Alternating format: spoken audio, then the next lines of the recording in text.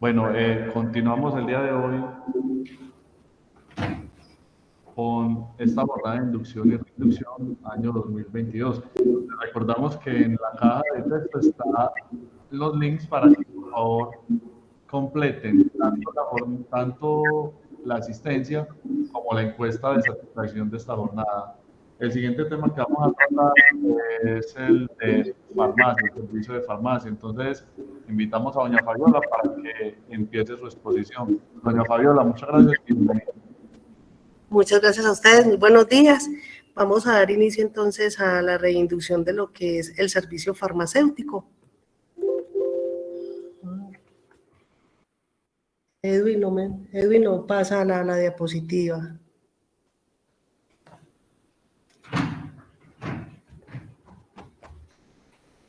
Edwin, allá. Bueno, este es pues un panorama de lo que es el servicio farmacéutico. La normatividad que nos rige en el servicio es pues el decreto 2200, que es todo lo relacionado con los procesos y procedimientos del servicio farmacéutico y a los cuales nos debemos de regir pues para la prestación del servicio. La resolución 3100 es la resolución de los estándares de habilitación, son los estándares de las condiciones que mínimamente debemos cumplir para la prestación de los servicios farmacéuticos, y la resolución 1403, que es la del sistema obligatorio de la garantía de calidad, que también nos cobija pues como servicio farmacéutico. Los horarios de atención los tenemos lunes, martes, jueves y viernes de 7 de la mañana a 4 de la tarde en jornada continua. Los miércoles y los sábados prestamos el servicio de 7 de la mañana a 2 de la tarde en jornada continua.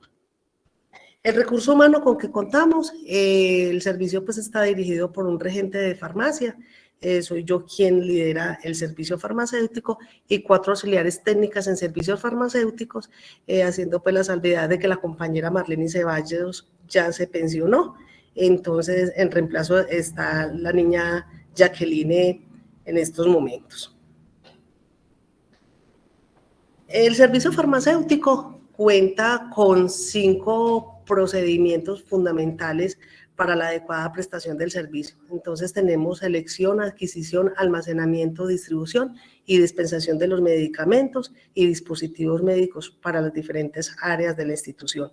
Entonces en la selección es el procedimiento o es el proceso que se tiene, entonces como su nombre le dice, de seleccionar los medicamentos y los dispositivos necesarios para el cubrimiento de la prestación de los servicios.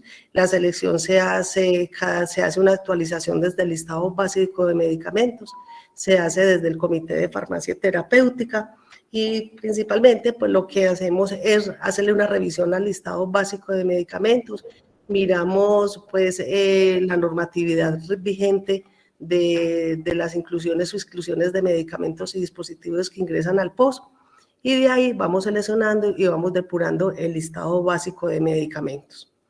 En la adquisición de medicamentos y dispositivos es básicamente pues todo lo relacionado con la compra de todos los insumos necesarios, tanto los medicamentos como los dispositivos médicos. La adquisición pues se realiza lo que son las cotizaciones, las órdenes de compra, teniendo en cuenta pues la disponibilidad presupuestal que tenga la institución para la compra de todos estos insumos.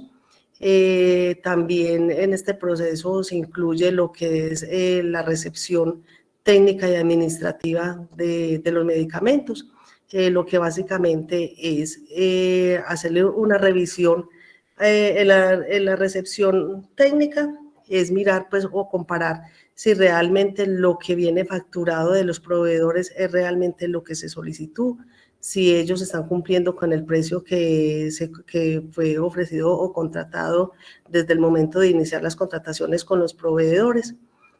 Y en la recepción técnica es realmente pues la revisión de que todos los medicamentos sí vengan pues con un lote, con la fecha de vencimiento, con el registro INVIMA, que vengan pues con todas las condiciones para ser ingresados a la institución. y que sean condiciones seguras para el almacenamiento. En el proceso de almacenamiento es prácticamente pues la ubicación que tienen los insumos en el servicio farmacéutico. Los tenemos almacenados por grupo farmacológico, los tenemos identificados los medicamentos, pues los próximos a vencer, tenemos identificados los medicamentos LASA y alto riesgo, con stickers de colores y con tarjetas en los estantes de almacenamiento.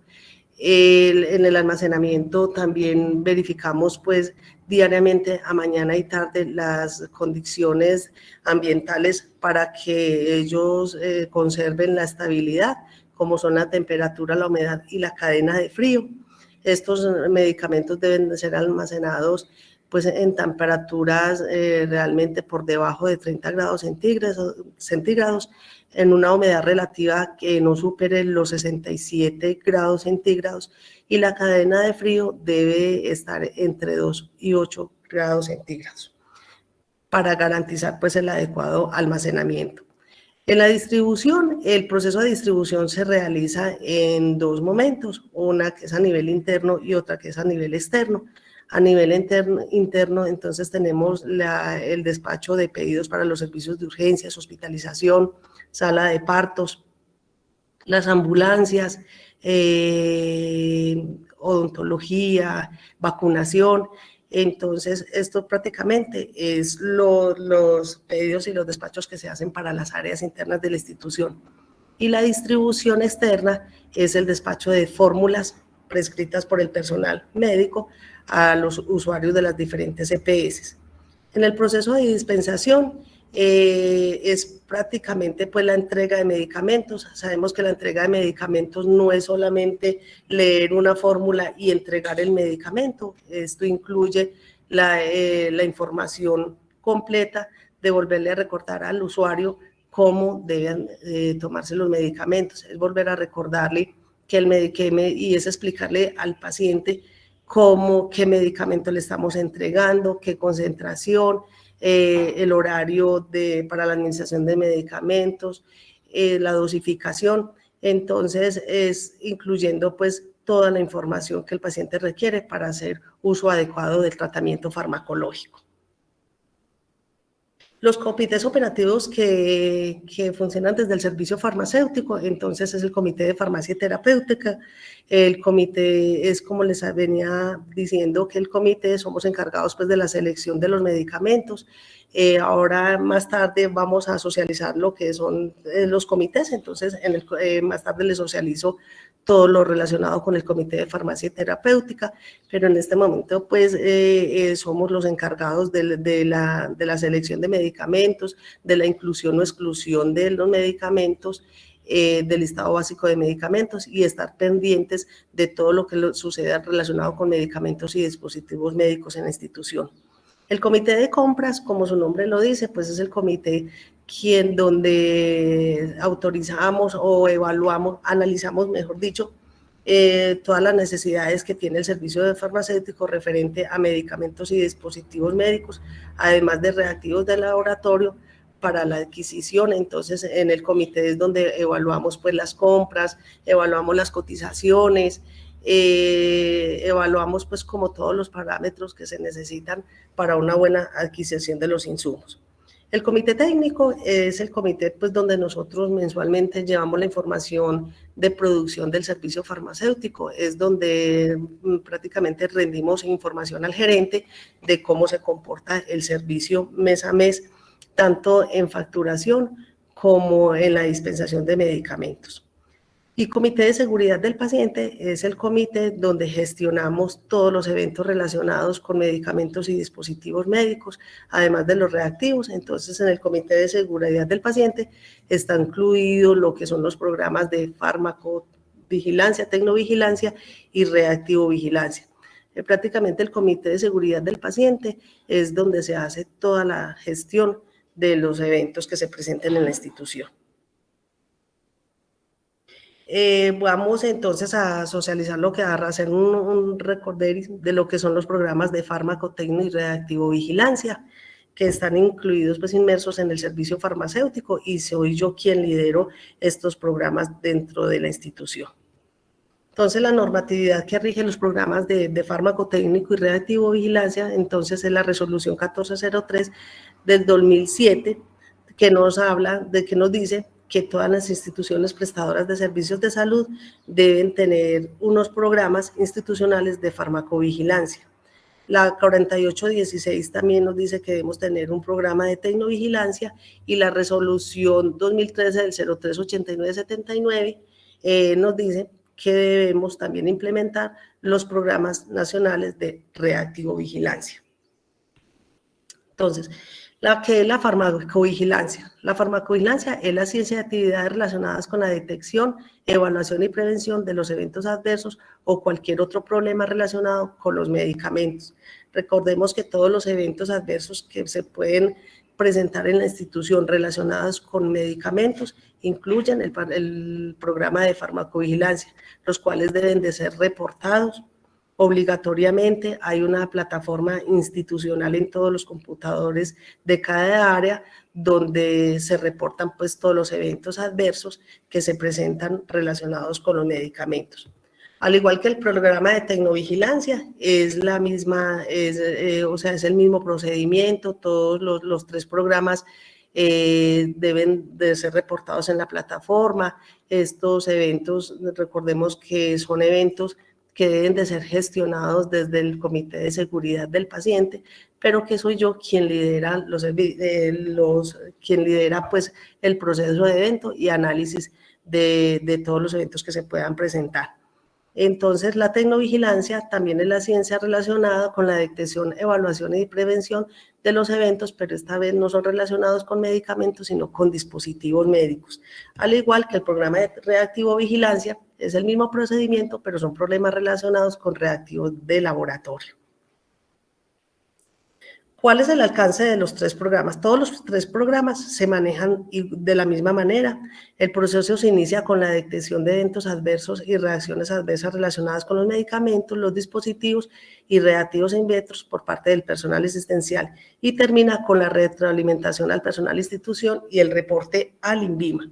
Entonces, es muy importante hacer los reportes y hacer la gestión completa de todos los eventos, porque cada mes hay que reportarle al INVIMA los eventos que se puedan presentar dentro de la institución. Entonces, tanto como al INVIMA como a la dirección seccional, a la Secretaría de Salud, hay que reportar mensualmente no solamente el evento, sino que a ellos hay que enviarles toda la información de qué gestión se le hizo al evento adverso y cuáles son los planes de mejora que se hicieron para evitar o minimizar que se presenten esos eventos adversos.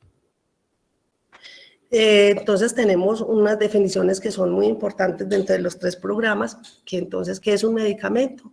Es un producto farmacéutico que sirve para la prevención, diagnóstico o tratamiento de una enfermedad. Un dispositivo médico es un instrumento que se usa para prevenir, diagnosticar o tratar herramientas, son herramientas, máquinas, implementos o pruebas de la enfermedad o otras afecciones. Y los reactivos in vitro son realmente pues esas sustancias químicas que son utilizadas en laboratorio con un bajo contenido de impurezas, las cuales son determinadas y cuantificadas con el objeto de ser empleadas en los análisis químicos. Bueno, entonces en farmacovigilancia es muy común encontrar que es un PRM, que es un PRUN. Entonces, un PRM es un problema relacionado con los medicamentos. Entonces, un PRM, por ejemplo, podemos decir que son, por ejemplo, las reacciones adversas a medicamentos. Son complicaciones que se presentan en algún momento con el medicamento. Y los PRUN son los problemas relacionados con el uso del medicamento. Entonces, con el uso del medicamento podemos decir, por ejemplo, una sobredosis, un fallo terapéutico. Podemos decir que, por ejemplo, es una omisión en tratamiento, un medicamento ordenado y no se aplicó. En fin, todos aquellos procesos que se realizan que pueden causar pues, un evento indeseado en la salud del paciente. El evento adverso como tal es el resultado de una atención en salud que de manera no intencionada produce un daño en el paciente. O sea, el evento adverso es el que cuando hay una falla en la atención produce un daño en el paciente, así sea muy leve, así sea que el paciente no le pasó nada, pero que tuvo que ir por lo menos a una consulta o a un servicio de urgencias, pero le produjo daño, ya se considera como un evento adverso. Y un incidente adverso es una falla que prácticamente hubo en la atención del servicio, pero que no le causó daño al paciente, pero que se considera que hubo una falla en la atención, entonces también se considera un fallo que debe ser gestionado y debe ser analizado por el Comité de Seguridad del Paciente. La metodología de los 3 programas, entonces, las tenemos como farmacovigilancia y tecnovigilancia pasiva y la tecnovigilancia activa. En la pasiva es la notificación espontánea, o sea, es cuando nosotros esperamos que todo el personal de la institución haga los reportes mediante la plataforma institucional. Y la intensiva o la activa es la búsqueda que hacemos por un grupo multidisciplinario por todas las áreas de la institución. Entonces, en este momento nosotros lo hacemos mensualmente, o yo lo hago mensualmente, que son las rondas que hacemos en tecnovigilancia, que son, por ejemplo, la revisión de todos los equipos biomédicos, el estado de los equipos biomédicos en un momento tal, para hacer esa búsqueda de qué posibles eventos se pueden presentar con un daño que presenta el equipo. Y en la farmacovigilancia, pues lo hacemos también de forma activa, que lo hacemos pues con las rondas en los diferentes servicios de búsqueda de activa de eventos adversos de los pacientes que puedan estar o que pudieron haber estado en el servicio y que en algún momento presentaron algún evento adverso.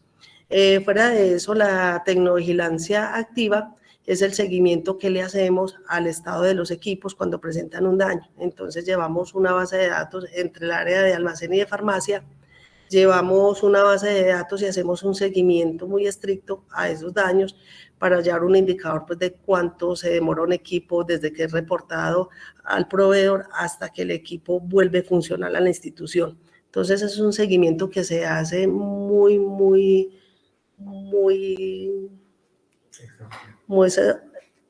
exhaustivo en la institución para minimizar el riesgo pues, de los eventos que se puedan presentar.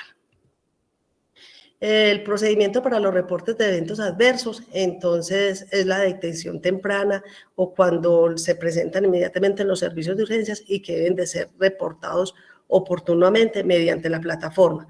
Recordemos que la plataforma de reporte es muy amigable, solamente la plataforma nos está pidiendo la fecha, qué fue lo que ocurrió, hacer cuando es un evento adverso relacionado con medicamento, como a veces son las reacciones adversas a medicamentos, es muy importante y hacer un recorderis pues, a todos los médicos y a todo el personal de enfermería que cuando se presenta una reacción adversa a medicamento es muy importante anotar el número de lote del medicamento, la fecha de vencimiento, el laboratorio, el registro INVIMA, porque con esto se le hace pues el seguimiento que fuera que lo tenemos que hacer aquí pues en la institución, también debemos mandar toda la información al INVIMA. En el programa de farmacovigilancia ya hay pues un nuevo sistema de reporte que es pero es a nivel nacional, que es en la plataforma Vigiflow. En esta plataforma es una plataforma muy grande, nos piden muchísima información cuando se presenta un evento adverso, entonces le pido el favor a los médicos, al personal de enfermería, cuando nos reporten, cuando se presente un evento adverso, debido a la cantidad de información que nos pide pues, la plataforma Vigiflow, es importante que de pronto me llamen a farmacia inmediatamente que se presenta la reacción y yo me encargo de recoger toda la información. Porque si bien es cierto que han venido reportando y que me reportan las reacciones adversas a medicamentos, cuando yo voy a subir la información a Vigiflow, no tengo a veces no encuentro toda la información necesaria que me pide la plataforma. Entonces, si yo llego a un ítem que no tengo la información, simplemente no me deja seguir, entonces se reporta en cero. Y la idea es reportar que nosotros ya hacemos pues la gestión de los eventos que se presenten. Entonces le vuelvo a pedir a todo el personal médico y de enfermería que cuando de pronto se presente una reacción adversa, inmediatamente lo notifiquen a farmacia y yo bajo a tomar toda la información, a dejar pues como toda la información lista para poder reportar en Vigiflow. Bueno, ya hablamos pues de la plataforma, la gestión del evento adverso. Entonces la gestión del evento lo hacemos desde el comité de seguridad del paciente. Entonces lo que hacemos es que en la plataforma, cuando se reportan los eventos dentro de la plataforma institucional, esos reportes van a una base de datos, que esa base de datos solo la maneja por confidencialidad, solo la maneja la enfermera jefe. Entonces ella hace un análisis de todos esos eventos y ella lo que hace es que los clasifica como eventos, si es un evento de farmacovigilancia, si es un evento de tecnovigilancia. Entonces ella los dirige a cada jefe de área para que sea cada uno quien haga el análisis y haga el plan de mejora de cada evento adverso.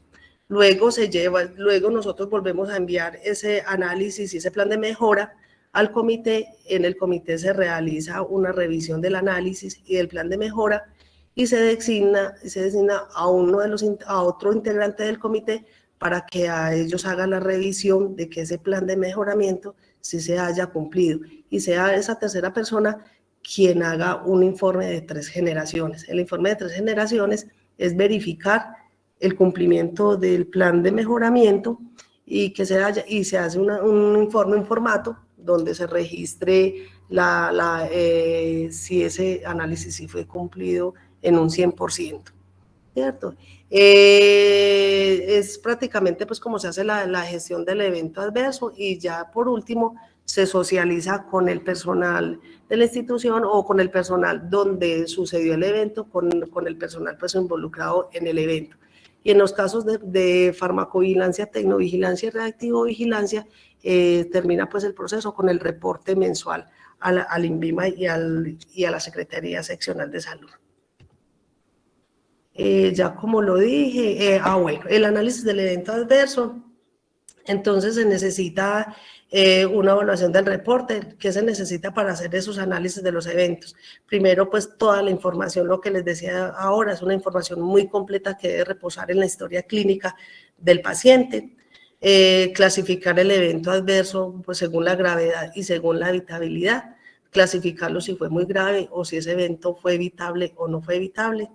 Definir el evento como serio o como no serio, se debe clasificar si es serio o no serio, porque los eventos serios, o sea, cuando el paciente por lo mínimo requirió una consulta o llevarlo a urgencias, entonces son no serios, pero igual hay que tener mucho cuidado que también hay que reportarlo pues al INVIMA.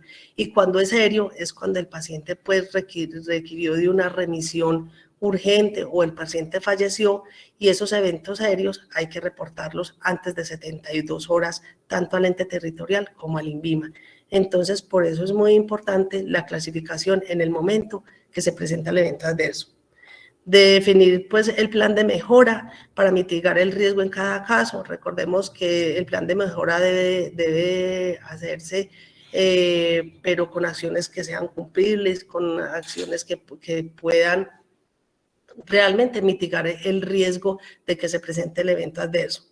Dar cumplimiento a las actividades propuestas en ese plan de mejoramiento, porque una cosa es hacer el plan de mejora, pero otra cosa es cumplir. Entonces, por eso es muy importante que a cada evento adverso se le realice el informe de 3 generaciones. Y es muy importante la socialización de los eventos con el personal asistencial, porque muchas veces, o por lo menos hasta el año pasado, pues hacíamos todo el análisis, hacíamos toda la gestión, pero a lo último nos quedábamos corticos en la socialización con todo el personal de la institución para que ellos también estén enterados cuáles son los eventos que más se presentan en la institución y de qué manera los gestionamos. Bueno, los eventos más susceptibles de reportar, entonces son presencias de alertas presentadas con la administración de un medicamento, eso es lo que yo les estaba diciendo, lo que se refiere pues a las reacciones adversas. e intoxicaciones relacionadas con medicamentos, no disponibilidad de un medicamento en un momento dado, una sobredosis, inefectividad de un medicamento, efectos adversos relacionados con la calidad del medicamento, prescripción o dispensación equivocada de un medicamento, inadecuada utilización de los mismos, deficiente información terapéutica al paciente y omisiones en tratamiento. Esos son los eventos susceptibles de reportar cuando se presenten. Los eventos adversos relacionados con dispositivos y reactivos a reportar, entonces son daños de equipos biomédicos, problemas de calidad en dispositivos médicos, uso inadecuado de los dispositivos, no disponibilidad de un equipo o de un insumo en un momento determinado, falsos negativos en un resultado de laboratorio, falta de mantenimiento de los equipos biomédicos y una inadecuada disposición final de dispositivo por parte del personal. Las actividades de los 3 programas son entonces registrar, analizar y validar todo el evento riesgo de evento susceptible de ser causado por un medicamento o un dispositivo médico, realizar planes de mejora para mitigar el riesgo y presencia de eventos adversos, orientar a los informantes en el correcto diligenciamiento del reporte, socializar los resultados de análisis de los eventos tanto a nivel institucional como al INVIMA y a la Secretaría de Salud. Esto es pues un flujograma de cómo se lleva pues a cabo el procedimiento de los 3 programas dentro de la institución. Muchas gracias por la atención.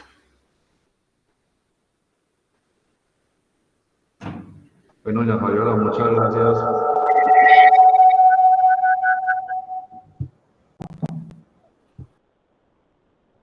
Muchas gracias, doña Fabiola, por su participación y por esa información tan importante. Recuerden que en la parte, en la caja de texto, están varios links. En ellos pueden completar tanto la asistencia como hacer la evaluación de esta jornada de inducción y reinducción. Bueno, seguidamente tenemos... ¿Podrías enviarlo nuevamente para las personas que salieron y volvieron a entrar? Enfermería. Bueno, ya estamos listos en enfermería.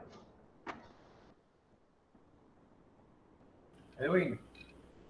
Hola. Nancy te pidió el favor que lo envíes nuevamente los dos links para la encuesta y la asistencia, porque quienes se salieron de pronto no lo ven, o quienes ingresaron nuevos no lo ven. Correcto. Ya en este momento entonces le reenvío de nuevo los links. Bueno, ya tenemos el área de enfermería lista para iniciar su exposición de inducción y reinducción. No la escuchamos. Buenos días a todos, mi nombre es Erosminda Ortiz, la enfermera coordinadora de enfermería asistencial. ¿Sí me escuchan bien? Pero perfecto. Listo. Entonces vamos a iniciar con el proceso de inducción y reinducción del servicio de urgencias. Es importante resaltar que nuestro servicio de urgencias ha tenido unas modificaciones a nivel de infraestructura importantes, una ampliación que nos hace un poco más cómodo nuestro desempeño en el servicio. El servicio de urgencias es un servicio que se presta 24 horas al día. La idea es brindar servicios de salud en el servicio las 24 horas del día de forma oportuna y con calidad en el primer nivel de complejidad. Bueno, les voy a mencionar las áreas que por norma tenemos en el servicio de urgencias. Tenemos 2 consultorios de triaje, 5 camas de observación, sala de procedimientos, sala de reanimación, sala de yesos, sala de enfermedades diarreicas, sala de infecciones respiratorias, sala de emergencia obstétrica, sala de curaciones, sala de intoxicados. Adicional, tenemos un servicio transversal que es toda la parte de traslado asistencial básico, que es transversal en todos los servicios.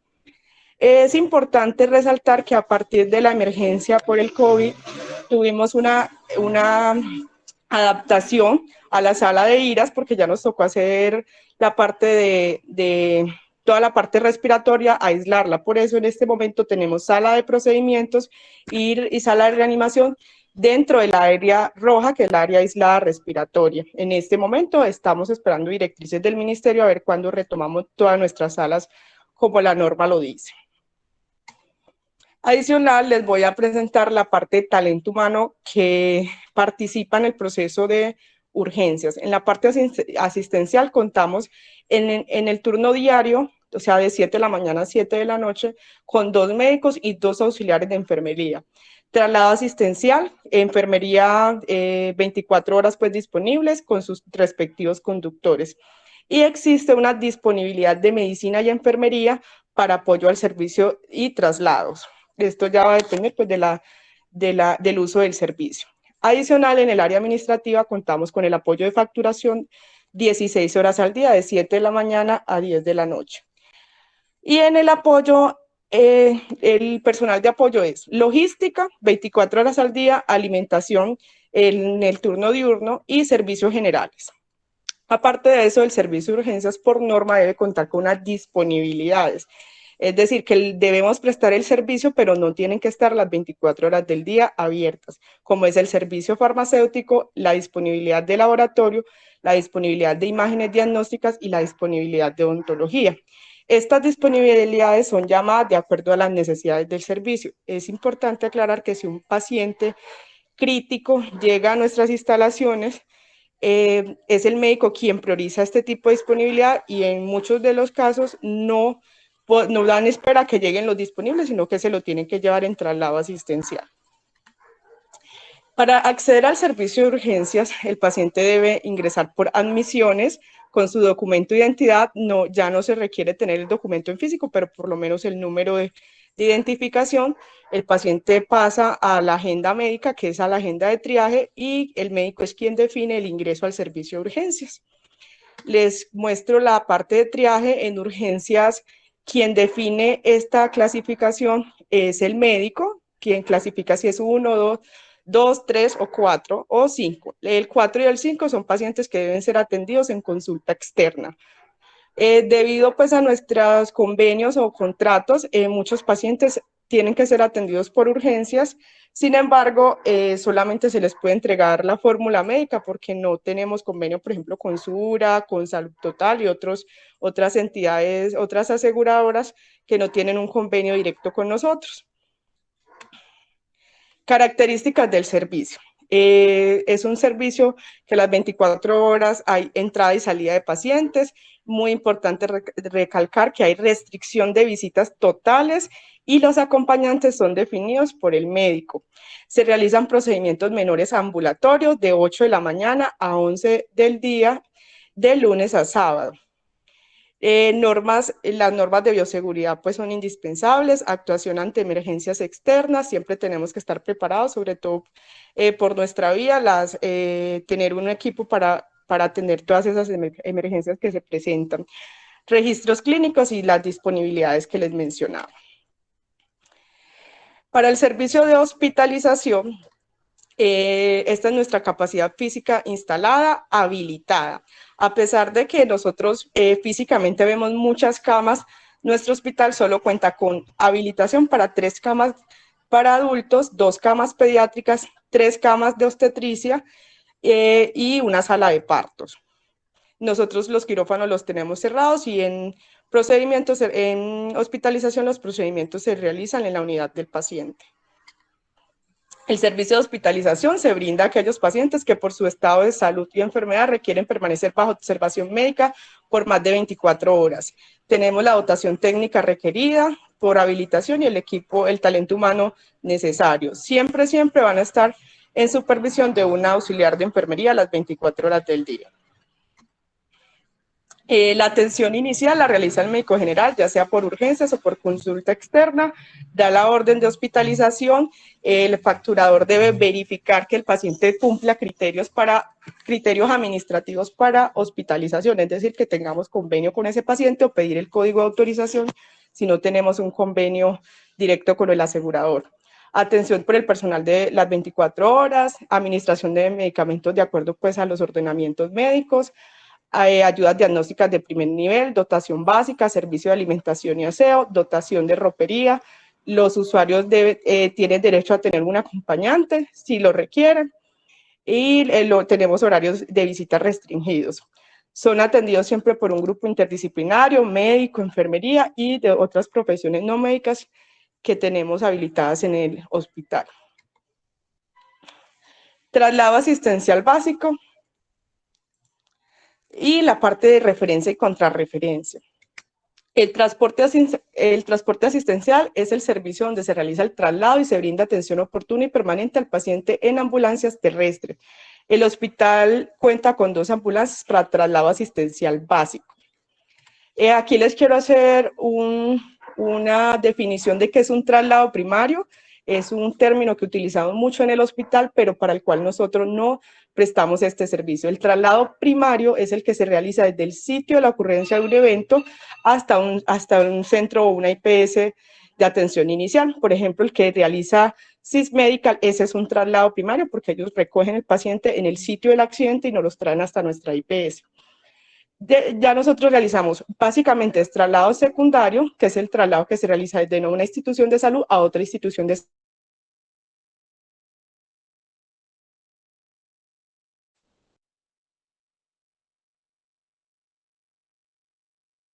Otra IPS, pero que no contamos ni con aceptación ni con regulación previa. El proceso de referencia y contrarreferencia está inmerso en toda la parte de traslado asistencial. Es un proceso tanto administrativo como asistencial. Referencia se define como el envío de los usuarios o elementos, ayudas diagnósticas por parte de nosotros al asegurador, quien define si ese paciente requiere otra institución y nos da el código de aceptación. Y la parte de contrarreferencia es la respuesta que nosotros damos a esas otras instituciones de salud y a los pacientes que nosotros hemos remitido. Indicaciones médicas, ya adicional a la clasificación del triaje, se tiene como criterio de remisión cuando el usuario con patología o cuadro clínico que requieren procedimientos e intervenciones en salud que superan la capacidad resolutiva de nuestra institución. Usuarios con patologías manejables en nuestro nivel, pero que se prevé la presencia futura de condiciones que superan dicha capacidad. Usuarios que siendo atendidos en nuestra institución y requieren atención complementaria que no implica su permanencia en el sitio de destino, por ejemplo, si requieren tomografía, resonancias o ayudas diagnósticas de mayor nivel de complejidad. Muestras de análisis que por su patología nuestro laboratorio no tiene resolutividad o no prestamos el servicio. Y ya hay otras indicaciones que son administrativas, que es lo que les mencionaba cuando el asegurador no tiene convenio con nosotros y ellos deciden hospitalizar en la ciudad de Medellín o en otros municipios. Usuarios vinculados a otros municipios que no autorizan la atención y reubicación de usuarios en caso de desastres, emergencias o alertas. Ya les mencioné, nosotros contamos con 2 ambulancias, en este momento todavía tenemos una en reparación. Nosotros realizamos transporte asistencial básico, siempre se realiza por un técnico auxiliar de enfermería o una APH en su momento y médico general en caso de pacientes críticos que requieran acompañamiento durante todo el traslado. Y adicional a esto tenemos el servicio de esterilización. Es un proceso que es transversal a todos los servicios de la institución. Este proceso de esterilización es el servicio que recibe, acondiciona, procesa y controla y distribuye textiles, equipamientos biomédicos e instrumental a todos los sectores del hospital con el fin de proveer insumos seguros para ser usados con el paciente. Es importante recalcar mucho este servicio porque lo tenemos un poco olvidado, pero sin esterilización ninguno de nuestros otros servicios podrían funcionar. Es obligatorio tenerlo y es de estricto cumplimiento. El proceso de esterilización debe tener un área física exclusiva y de circulación restringida. Debe estar ubicado de manera estratégica para atender los diferentes servicios de la institución, especialmente quirófanos y sala de partos, en nuestro caso, sala de partos. Este es el proceso unidireccional del servicio de esterilización que inicia desde los servicios. ¿Listo?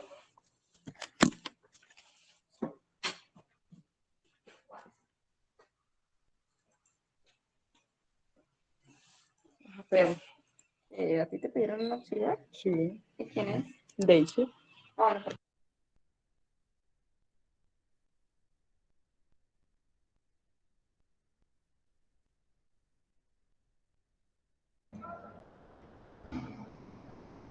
Pero ya terminaste tu exposición.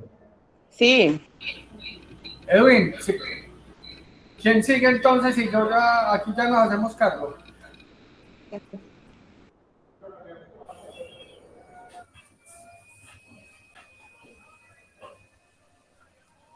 Hola, buenos días. Según el cronograma sigo yo. Ok, Nancy. Entonces te damos paso para que inicies con tu exposición. Nos puedes compartir tu pantalla. Porfa, no nos regañen tanto.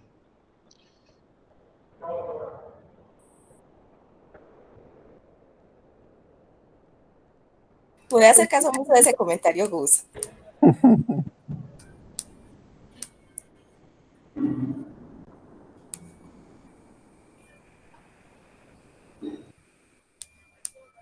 Bueno, compañeros, me confirman porfa si están viendo mi pantalla.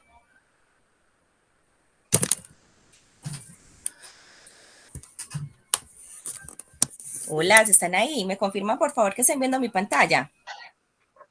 Hola Nancy, sí, sí se puede ver su pantalla. Bueno, muchas gracias. Bueno, compañeros, buenos días. Mi nombre es Nancy Yanceli Zapata. Soy la gerente de sistemas de información del hospital.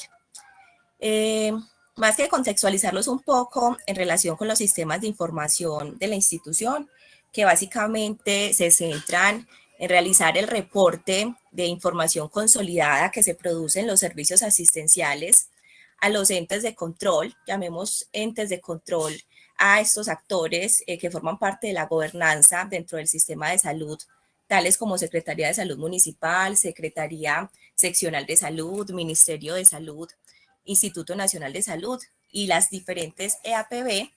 Hay un componente súper importante que hace parte de los sistemas de información y es sobre el cual quiero aprovechar esta oportunidad para hablarles. Y gira alrededor de la privacidad y de la confidencialidad de la información, ¿cierto? Todos sabemos que en el hospital se produce a diario información.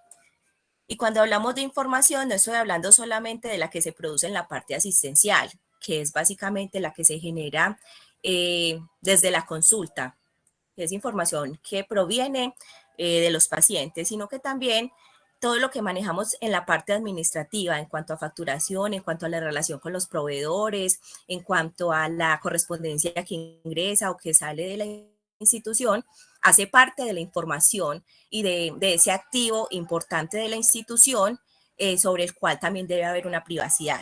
Entonces quiero aprovechar esa jornada de inducción y reinducción para hablarles acerca de este proceso en el cual, digamos que en otras circunstancias también se ha tocado, pero nunca queda de más volver a retomar estos aspectos. Entonces todos sabemos pues que la información en sí, más que un conjunto de datos organizado, es un mensaje que llega, ¿cierto? Ese mensaje puede ser de manera escrita, puede ser a través de un audio, puede ser a través de video, puede ser a través de una imagen. Y que la información en sí, más que cómo la está transmitiendo el emisor, que es quien la genera, tiene algo muy, muy importante y es cómo la recibe el receptor, que es esa persona que está, digamos, como propensa a que esa información llegue. Por eso siempre decimos que hay errores de comunicación cuando yo digo una cosa y usted me entiende otra. Entonces, digamos, yo no quise decir eso, pero usted lo entendió así. Por eso tenemos que ser muy cuidadosos en el momento en que estamos emitiendo un mensaje.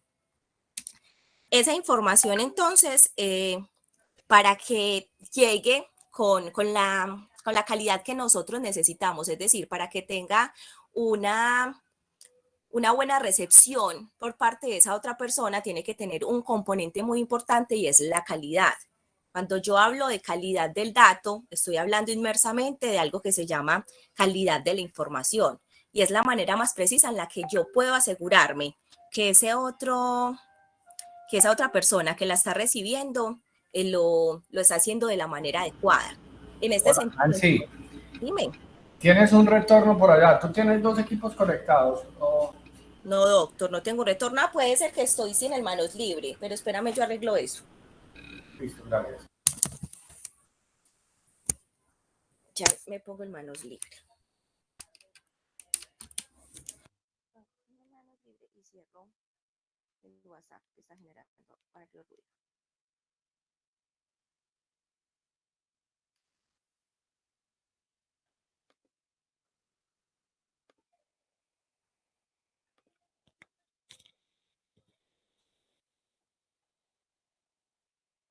Doctor, ¿me cuenta porfa si mejoró el sonido?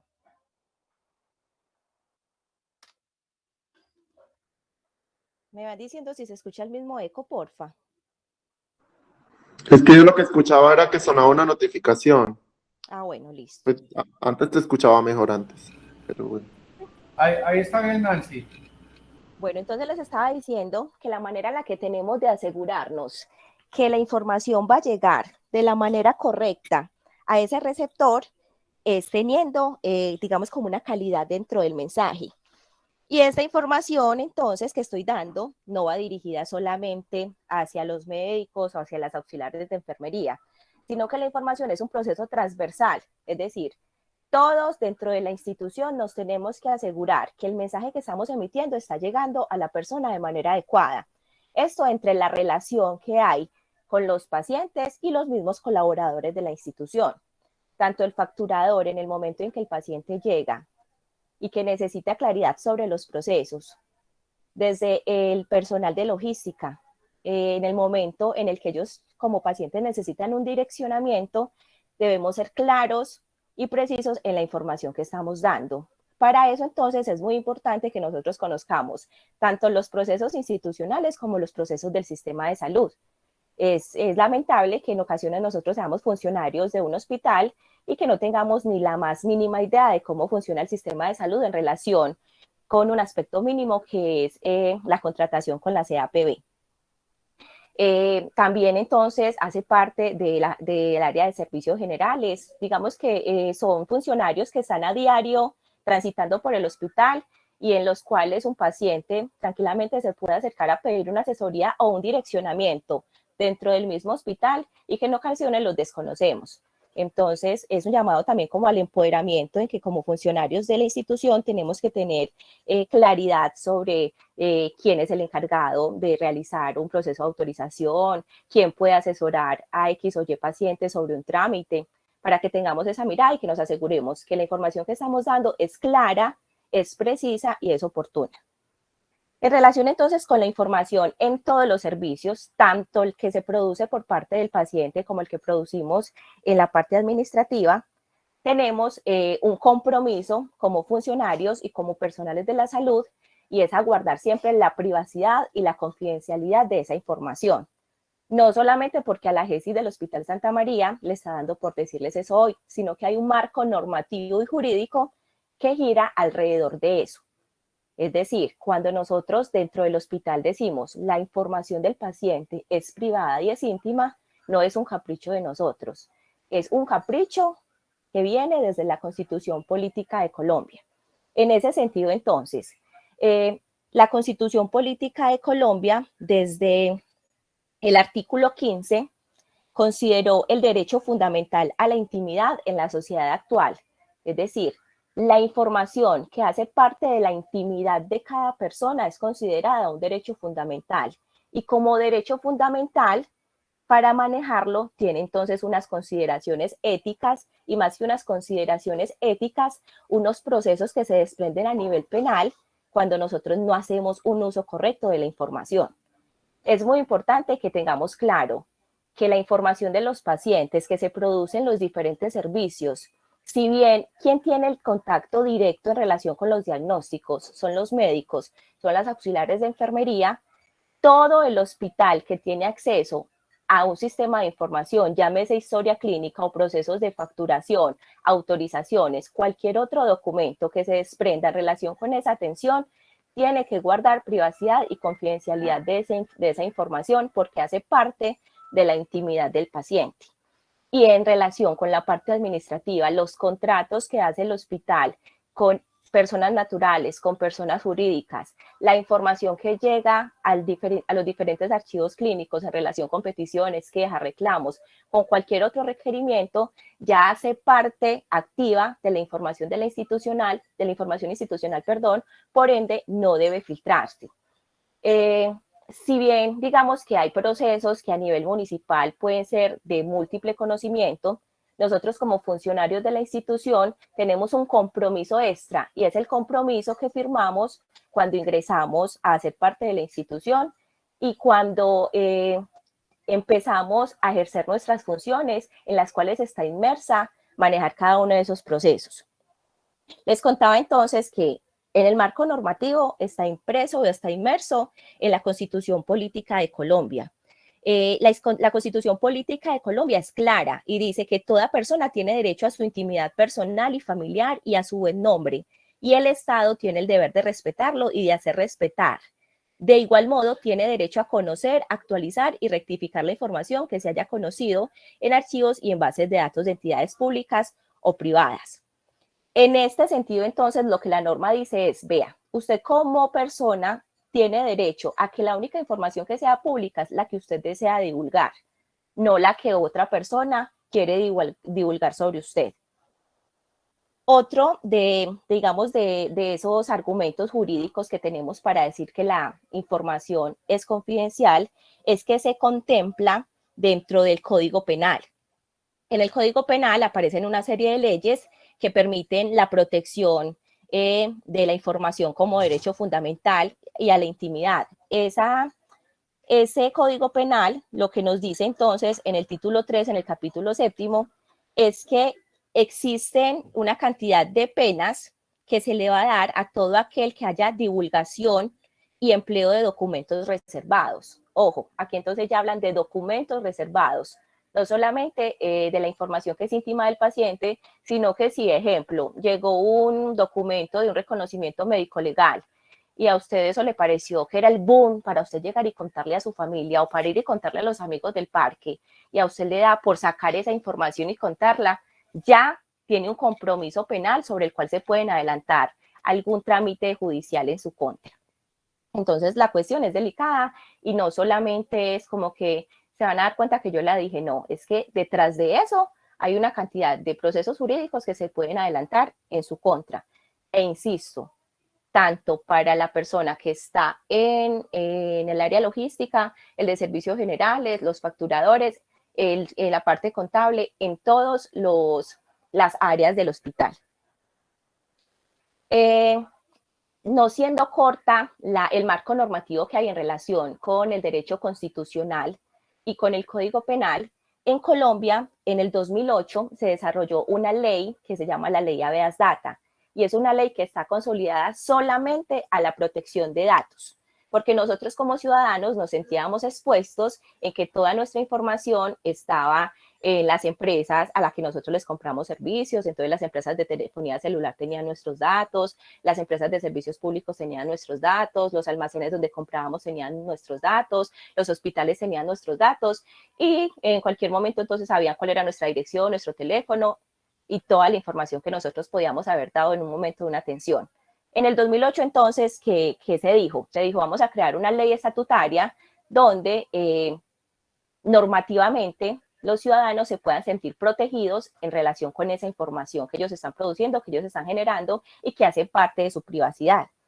Esta ley fue la ley estatutaria 1266, que tiene los siguientes componentes: el acceso a la información en base de datos, la manera en la que nosotros incluimos nuevos datos, cómo actualizamos la información, cómo se corrige de tal manera que concuerde con la realidad, y excluir información que nosotros queramos decir, esta es información sensible y es información que yo no quiero dar. Esta ley estatutaria establece entonces que nosotros como ciudadanos vamos a tener derecho a la privacidad e intimidad de las personas, las hojas de vida, el historial laboral, los expedientes pensionales, e incluye la historia clínica. Entonces, redundo, ese tema que estoy tocando no es solamente por el manejo de historia clínica, siendo uno de los aspectos más importantes por nosotros ser una institución que presta servicios de salud y que a diario está manejando lo que esta ley llamó datos sensibles, porque en relación con el manejo de los datos, hay datos que son sensibles y no sensibles. ¿Cuáles son esos datos no sensibles? Pueden ser su dirección, su teléfono, pero hay datos sensibles como son su orientación sexual, sus diagnósticos en caso de tener alguna enfermedad, sus creencias religiosas, sus prácticas. En este sentido, entonces, nosotros, uno, ni como funcionarios del hospital, y dos, ni como personas tenemos por qué estar hablando y cuestionando sobre la orientación sexual de alguno de nuestros compañeros o de alguno de nuestros pacientes. Y menos aún tenemos por qué estar hablando a voz populi de diagnósticos de nuestros pacientes o de nuestros compañeros, que no son de nuestra competencia y que en palabras más o en palabras menos no nos interesa. ¿Por qué? Porque eso hace parte de la reserva de la información y eso se quedó ¿dónde? En los registros clínicos. Adicional a esto, entonces, la ley 1437 de 2011, que es la ley que habla en relación con la información que se produce directamente dentro del sector salud, corrobora que es un derecho íntimo y confidencial de la persona. Esta ley estatutaria de datos personales, entonces, define tratamiento de datos, procedimientos, excepciones, ya como les estaba diciendo. Y no más importante, que es la resolución 1995 de 1999, que esa sí debe ser muy conocida para todos, establece que la historia clínica es de obligatorio diligenciamiento y que solo pueden acceder a la historia clínica el titular que la solicite, ¿cierto? El dueño de su información. Y que si va a acceder otra persona tiene que ser autorizada por la ley o que esté inmerso, digamos, dentro de un proceso jurídico, es decir, una autoridad. Solamente podría ser solicitada en esos aspectos. En ese sentido, usted, señor funcionario, no tiene por qué imprimir la historia clínica y llevársela a su hermano, a su tío, a su abuelo, sin un previo consentimiento firmado por ellos. Y peor aún, no tiene por qué entrar y consultar la información que no es de su competencia. Algo muy chévere que nos está permitiendo tener este nuevo sistema de información, y se los doy a conocer para que sepan que ya tenemos cómo hacer un seguimiento exhaustivo de las personas que acceden a la historia clínica, es que podemos tirar un informe donde de manera detallada el software nos permite identificar quién accedió a la historia clínica, en qué horario, desde qué computador, o sea, toda la información que nosotros necesitemos para poder adelantar un proceso que nos lleve a corroborar el motivo por el cual una persona accedió sin autorización a revisar la historia clínica de un tercero. Curándonos en salud y no es que desconfiemos, digamos, de los funcionarios que nosotros contratamos, ¿no? Porque sabemos que todos hacen un uso correcto de la información y que ninguno se atreve a divulgar información que no es de su interés. Pero aún así, curándonos un poquito en salud, el Hospital Santa María, ¿qué hizo? Elaboró una política de privacidad y de confidencialidad de la información, que es esta. Esta acta de compromiso entonces debe ser firmado o lo firman ustedes como funcionarios, como colaboradores, cada vez que entran a laborar en la institución. Si de pronto alguno no se ha tomado el trabajo de leer lo que dice esta acta y lo firmó de manera muy folclórica cuando entró a trabajar, les cuento que en esta acta ustedes se comprometen a manejar esa información como confidencial y que ustedes están de acuerdo con que en el momento en que se identifique que están haciendo un mal uso de esa información, nosotros como hospital podemos adelantar procesos jurídicos en su contra. Entonces, quien no se tomó el trabajo de leerla y está interesado puede ir al archivo para que se la entreguen y se contextualice y evite así en algún momento, ojalá no lo sea, tener un mal rato por sacar información del hospital. En búsqueda también de esa confidencialidad de la información en relación con los pacientes, la institución tiene una política de tratamiento de datos personales. Esa política por norma debe estar publicada en la página web. ¿Dónde la encontramos?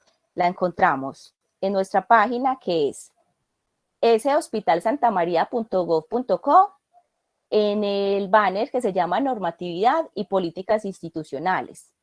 Aquí encontramos esa política de tratamiento de datos, que no es otra cosa que la manera en la que nosotros le estamos diciendo al paciente, vea señor paciente, vea señor proveedor o vea señor funcionario. La información que usted nos está dando ya hace parte de nuestras bases de datos y usted puede estar tranquilo con que esa información no va a salir de acá. Los invito también para que consulten toda la información que está publicada dentro de la página del hospital, que hay información que muy probablemente muchos desconocemos. Entonces, interactúen con la página y sepan así los diferentes procesos que el hospital está llevando en relación con las diferentes áreas. No cortos entonces con esta política de datos dentro de cada servicio de facturación. Hace poco les entregué un aviso de privacidad, y ese aviso de privacidad es la manera en la que yo como facturador o como personal de admisiones le estoy diciendo al paciente en el momento en que me está entregando sus datos, ejemplo para la apertura de una historia clínica: dígame por favor usted dónde vive, dígame cuál es su dirección, su teléfono, cuál es su ocupación. Él me está entregando un poco de información que es de él, pero le estoy diciendo, tranquilo, que si usted quiere asegurarse de que esta información que nos está dando es una información segura, usted se puede remitir a la política de tratamiento de datos que hay en el hospital. Entonces, este papelito que les estoy mostrando está pegado en las áreas de admisiones de la institución de los diferentes servicios.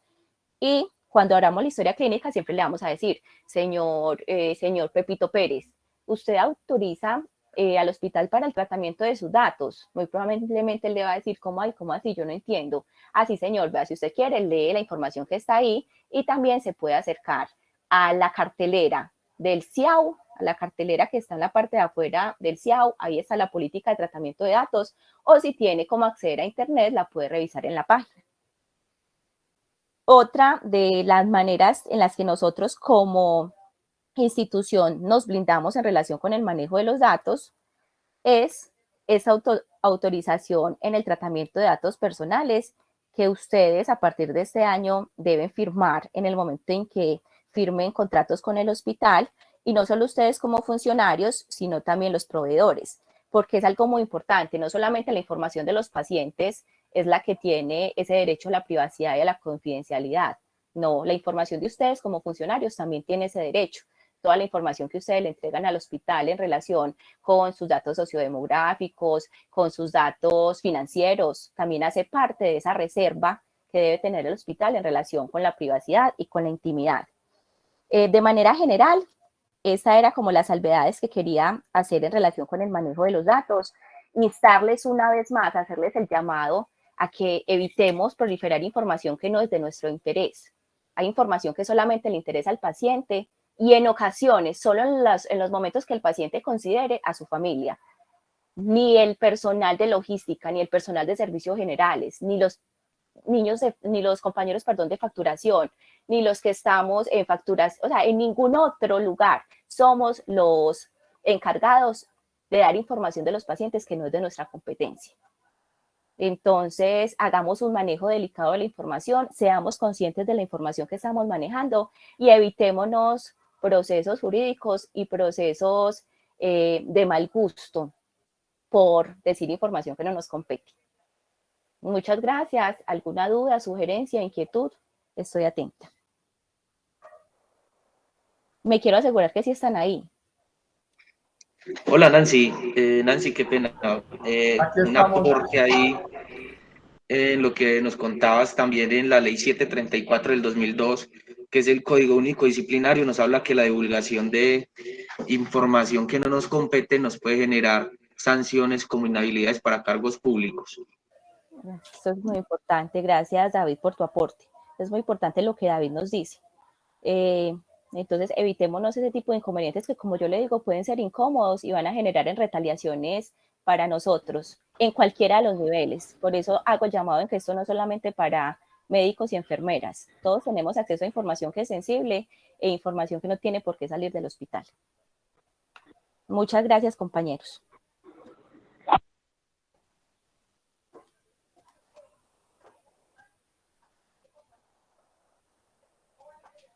Buenos días para todos. Buenos ¿Me días. escuchan? Sí, Lady, yo te escucho bien. El resto de compañeros, asegurémonos que están ahí. Hola, ¿puedo hacer dos anotaciones? Acá estamos. Dos anotaciones que me parecen importantes. Hola, Sí, Dale, Gus. Gustavo. ¿me escucha? Sí. Sí, doctor Gustavo.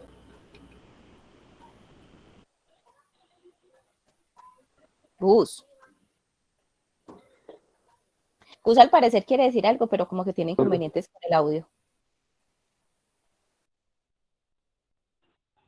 Hola, Se te está cerrando el Hola. micrófono. Mira que de pronto está suprimiendo el Bueno, no sé movimiento. si me están escuchando. Quería comentar porque, hola, ¿sí me está escuchando? Sí, Gustavo, te escuchamos. Habla, habla. Bueno, quería comentar dos cositas y era, uno, como una de las cosas era con respecto a los diagnósticos, por ejemplo, de VIH,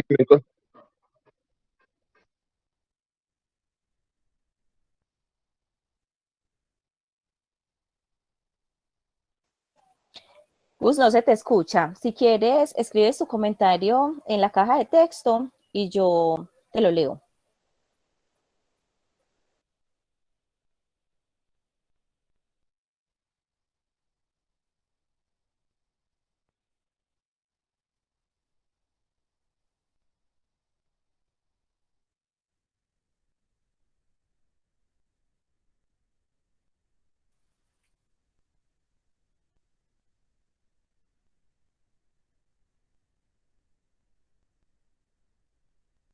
Lady, yo creo que, bueno, Gus dice, VIH como diagnóstico susceptible. Algunos pacientes me han informado que prefieren no hacerse pruebas en el hospital por medio a que se conozcan su diagnóstico. Eso a mí me genera vergüenza. Dice, y lo otro es que con respecto a las necropsias, recordar que es algo legal. Mira, Nancy, sí, ese es un tema delicadísimo y que, mire, hay que decirlo, pero con todo respeto, hay gente que toma esto muy deportivamente. Y cuando digo gente, es funcionarios del hospital que toman este tema muy deportivamente. Y eso sí es una vergüenza con los pacientes, con sus familiares, con sus amigos. O sea, son diagnósticos que son información del paciente y nadie más puede conocerla. Entonces, y eso ocurre, o sea, eso ocurre que algunos pacientes con este tipo de enfermedades, incluso con otra enfermedad, un diagnóstico de embarazo, una prueba de embarazo, pues no lo deberían saber. Y ha ocurrido casos que los conocemos en el comité técnico, que hacen una prueba de embarazo y ya en el parque los amigos saben y la niña todavía no ha contado. Entonces, complicadísimo ese tema y como decía Nancy, ya tenemos algunas herramientas adicionales para hacer un seguimiento a eso. Entonces, yo sí les pido mucho respeto, mucho compromiso, mucha discreción con esos temas porque es una vergüenza, como lo decía Nancy. Doctor, como para cerrar el comentario de Gustavo, entonces dice, lo otro es con respecto a las necropsias, recordar que es algo legal, no le compete a nadie más que le gusta saber sobre lesiones. Al legista, ni enfermeras, ni siquiera otros compañeros deberían acceder al procedimiento, fotos e información detallada. Incluso la policía, si va a solicitar historias clínicas o datos, deben traer oficio de solicitud. Esto es real. Listo, muchas gracias, Gus. Y ojalá interioricemos lo que Gustavo nos está diciendo en relación con dejar el morbo. Yo no sé si llevamos tantos años en instituciones de salud porque nos sigue produciendo morbo conocer las lesiones por diferentes tipos, conocer diagnósticos, normalicemos eso. Eso hace parte de nuestra vida diaria. No nos tiene por qué impresionar ni tiene por qué causar morbo entre nosotros. Gracias, Gus. Gracias, doctor. Ledis, es tuya la presentación.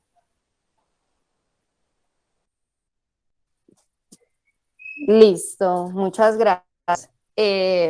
Bueno, vamos a empezar. Soy Lady Joana López Cardona, enfermera, y en este momento pues les voy a dar la presentación sobre salud pública, todo lo que tiene que ver con las rutas integrales de atención en salud y otros servicios que se pueden generar o que se pueden prestar a nivel extramural, y también un abordaje inicial del tema de calidad. Bueno, vamos a hacer unos acuerdos, pero lo ideal es que intentemos estar lo más conectados posibles, evitar distracciones, manejar muy bien el tiempo, que ese es un compromiso mío, ser muy concreta para que realmente nos pueda rendir y podamos fluir en esta jornada de inducción y reinducción. Entonces vamos a iniciar primero con salud pública. Realmente desde salud pública se desarrollan una serie de jornadas que uno de los retos para este 2022 es poderla retomar. Realmente sabemos que estamos en una pandemia, pero que en medio de todo debemos seguir sí o sí desarrollando nuestras funciones con el mayor nivel de compromiso, de seguridad, ¿sí? De confidencialidad también, de privacidad, de todos los atributos que generan que una institución de salud tenga credibilidad y que realmente la gente se sienta bien al acercarse a nosotros. Entonces, dentro de ello, el primero es todos los eventos de interés en salud pública, que el personal pues asistencial generalmente los conoce bien, pero es importante recordarlos, tener presentes que nosotros no tenemos que conocer cada protocolo ni cada ficha, pero sí tener muy claro que hay herramientas básicas que me permiten acceder a la información para saber cómo debo abordar cada uno de esos eventos. Entonces, lo primero es, cuando yo estoy realizando un proceso de atención, hablando del profesional médico, pues que pueda identificar algún riesgo o alguna situación que genere un evento de interés en salud pública, va a ser una alerta. El médico es la persona generalmente que realiza la ficha como tal de notificación, pero es importante tener en cuenta que no es la única persona que puede detectar el caso. Todos nosotros en algún momento podemos ser enlaces a nivel comunitario, a nivel de ciudadanía, para poder establecer alertas tempranas para evitar brotes o algún desborde de alguna condición de salud de una población específica.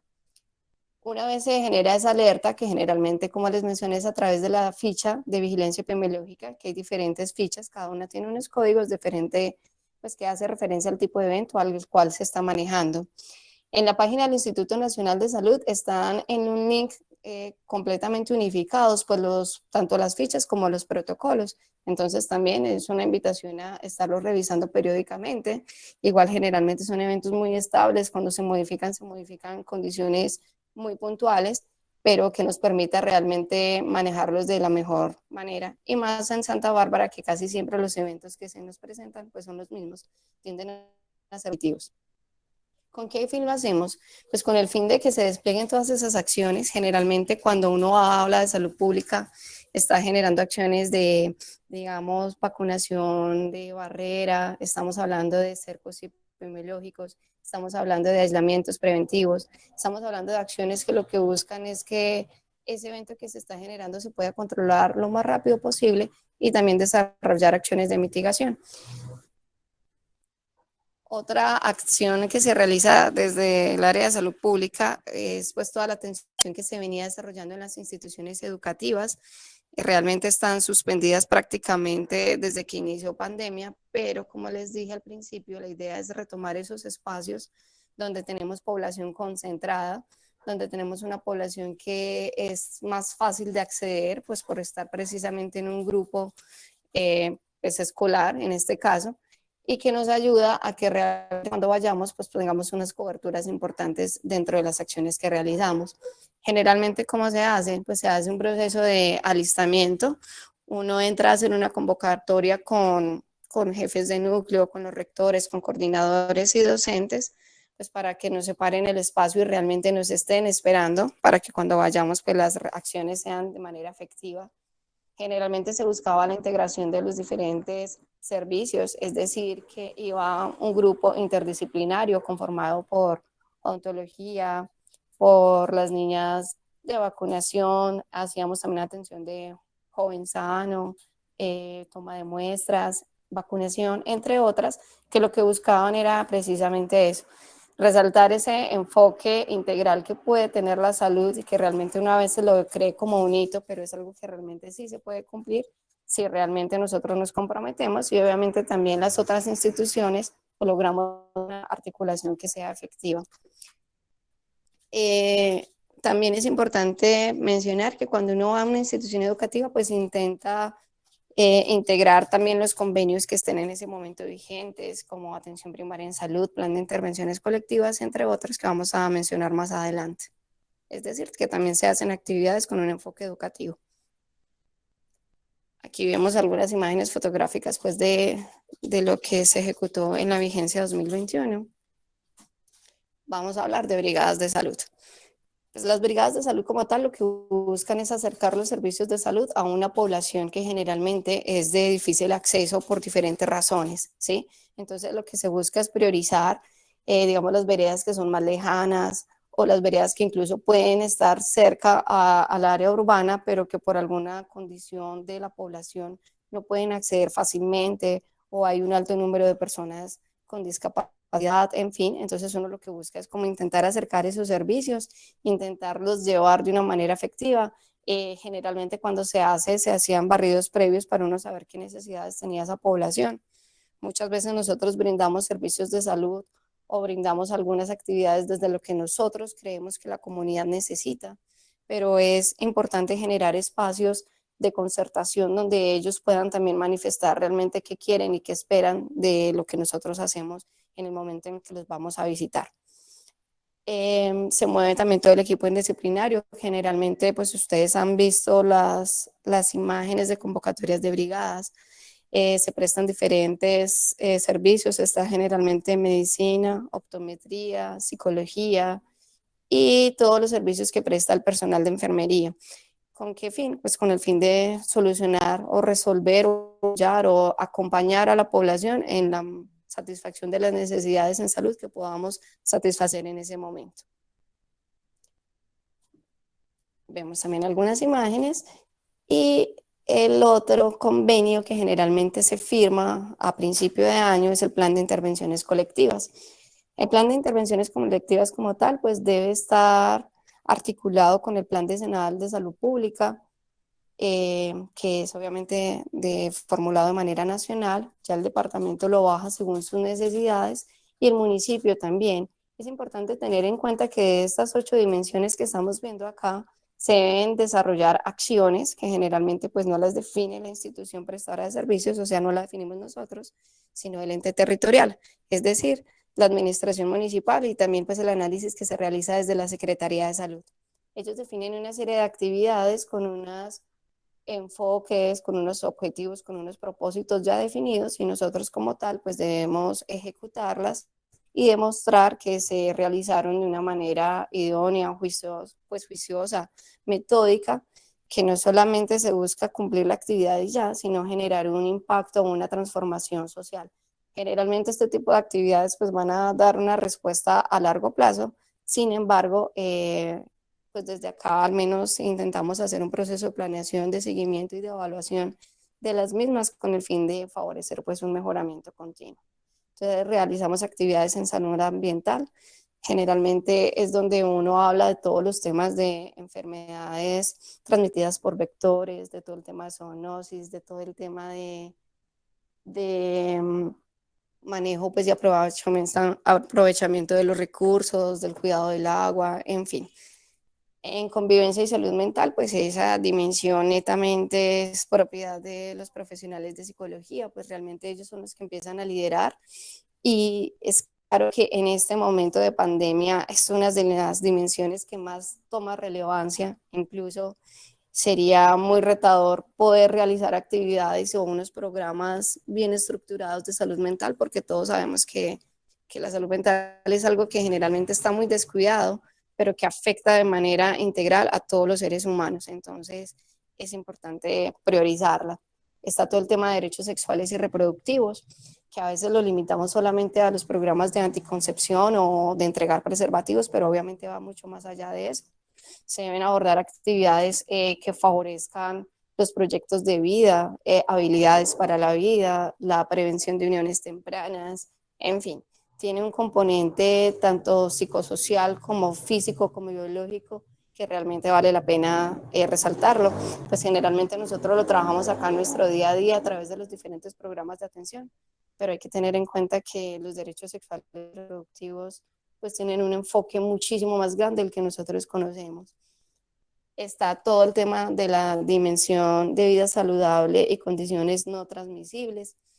Aquí hace referencia sobre todo a toda la alta carga de morbilidad que se genera por las enfermedades crónicas no transmisibles, hablando de, digamos, hipertensión, que es la que más para nosotros es común aquí en nuestro municipio, y no solamente en el municipio, sino en el país. Es una enfermedad que obviamente es bastante común para todos nosotros y que genera obviamente unas afectaciones muy importantes. Ahí también podemos tener diabetes, enfermedades respiratorias, pues las que son no transmisibles como tal. En vida saludable y enfermedades transmisibles, pues son aquellas que sí se pueden transmitir, ¿sí?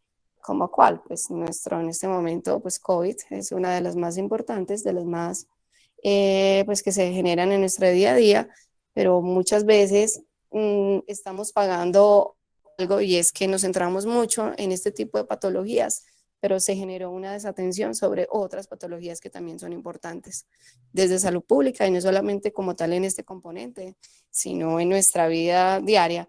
Entonces la idea es a tener como todos los pies sobre la tierra y saber que hay enfermedades que son muy importantes, claro que sí, pero que no podemos descuidar aquellas que ya traía pues el municipio, que veníamos gestionando, que veníamos manejando, y que por una u otra motivo pues nos priorizamos en algunas cosas y las hemos descuidado.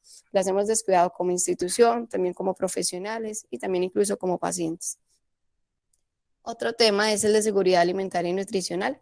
Generalmente en esta componente pues nos hemos apoyado pues por nutricionistas y dietistas que nos ayudan a realizar encuentros educativos, valoraciones y actividades, sobre todo educación a cuidadores, pues para fortalecer esta parte. Muchas veces nosotros nos creamos la idea de los problemas nutricionales solamente asociados a desnutrición, es decir, a cuando nuestra alimentación está por defecto.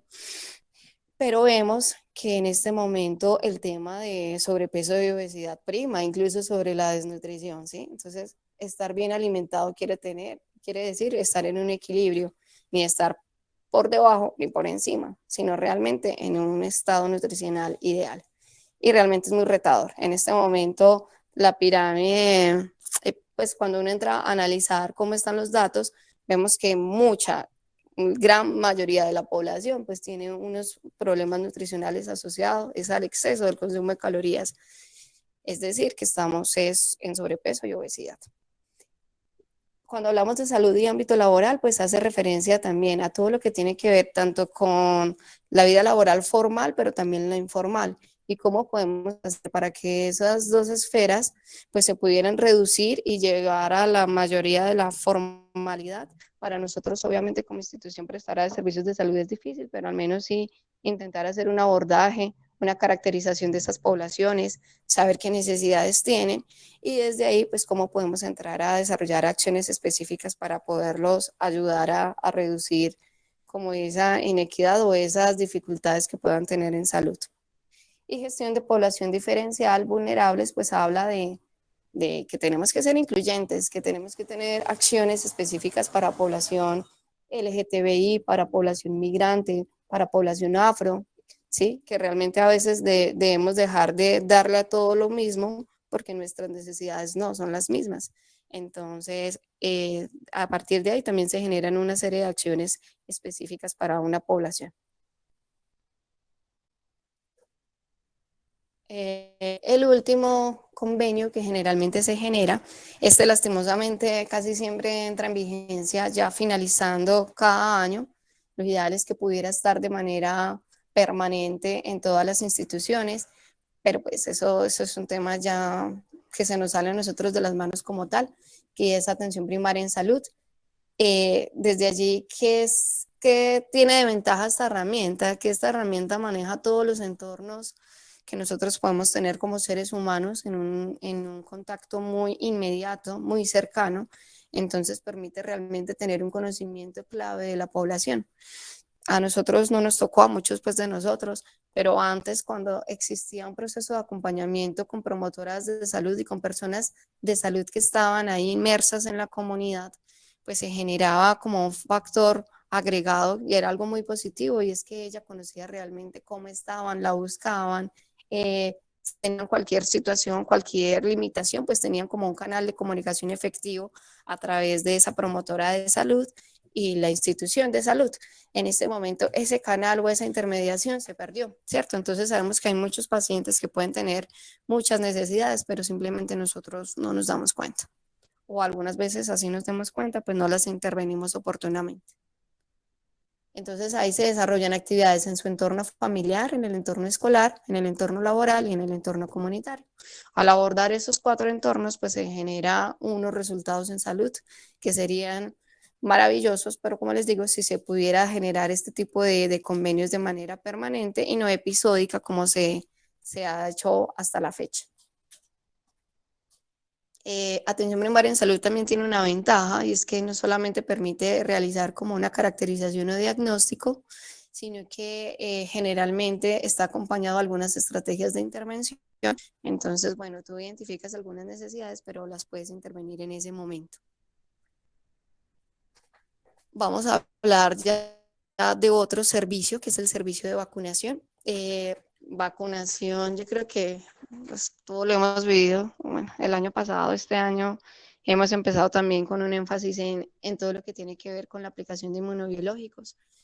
En este momento tenemos 4 retos nuevamente, les voy a empezar a nombrar uno a uno.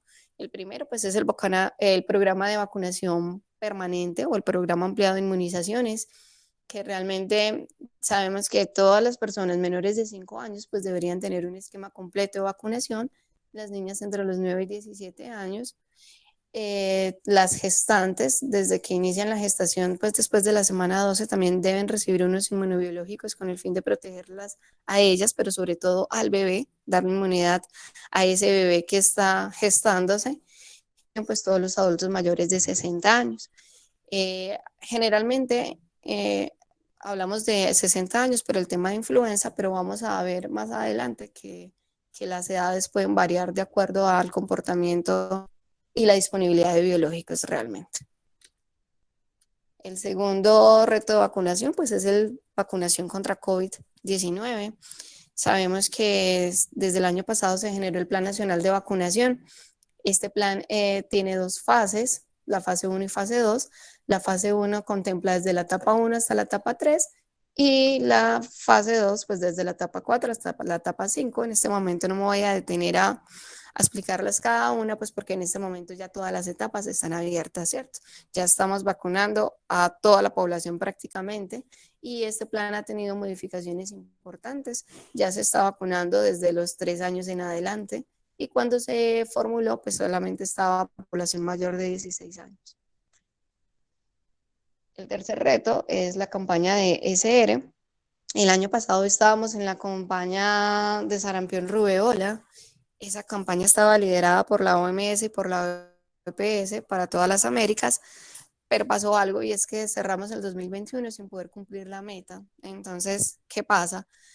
Se entra a mirar el riesgo y aún se están presentando casos en nuestros países vecinos, vemos ahí Brasil y Venezuela, y como en este momento también la población es tan flotante, las fronteras están abiertas, pues realmente tener casos en países vecinos pues implica un riesgo también para cada uno de los países que podemos tener tránsito de población migrante o población viajera o incluso visitantes. Esta jornada la ampliaron hasta el mes de marzo del 2022, es decir que estos 3 primeros meses aún se está brindando la dosis de refuerzo para la población entre 1 y 10 años que no lo recibió el año pasado. Es importante que todos lo sepamos porque en medio de todo, si en algún momento tenemos contacto con algún niño o con algún familiar o con algún paciente o con algún acudiente que sabemos que tiene niños a su cargo, pues lo ideal es sensibilizarlos y hacer algo que se llama demandas inducidas, ¿cierto? Es decir, direccionarlos hacia los servicios donde puedan tener alguna atención en salud pendiente para que realmente se resuelva y se pueda vacunar. Pues realmente vemos la importancia de la vacunación. O sea, vacunar evita que realmente esas enfermedades que son inmunoprevenibles, que también tienen un alto componente que es de transmisibilidad, pues realmente se minimice y si realmente uno va a padecer la enfermedad, pues que no sea con la severidad que lo hubiera tenido si no se hubiera vacunado. Entonces, lo ideal es estar también pendientes de ello. Y la última es influenza. Pues influenza, hay que tener en cuenta que generalmente estas vacunas se generan con las cepas que están circulando en el momento. La vacunación como tal de influenza del 2021 se acaba ahorita en enero del 2022, hasta ahí hay disponibilidad del biológico, entonces, y después nos vuelve a llegar más o menos en junio o julio para seguir nuevamente vacunando ya con la cepa vigente.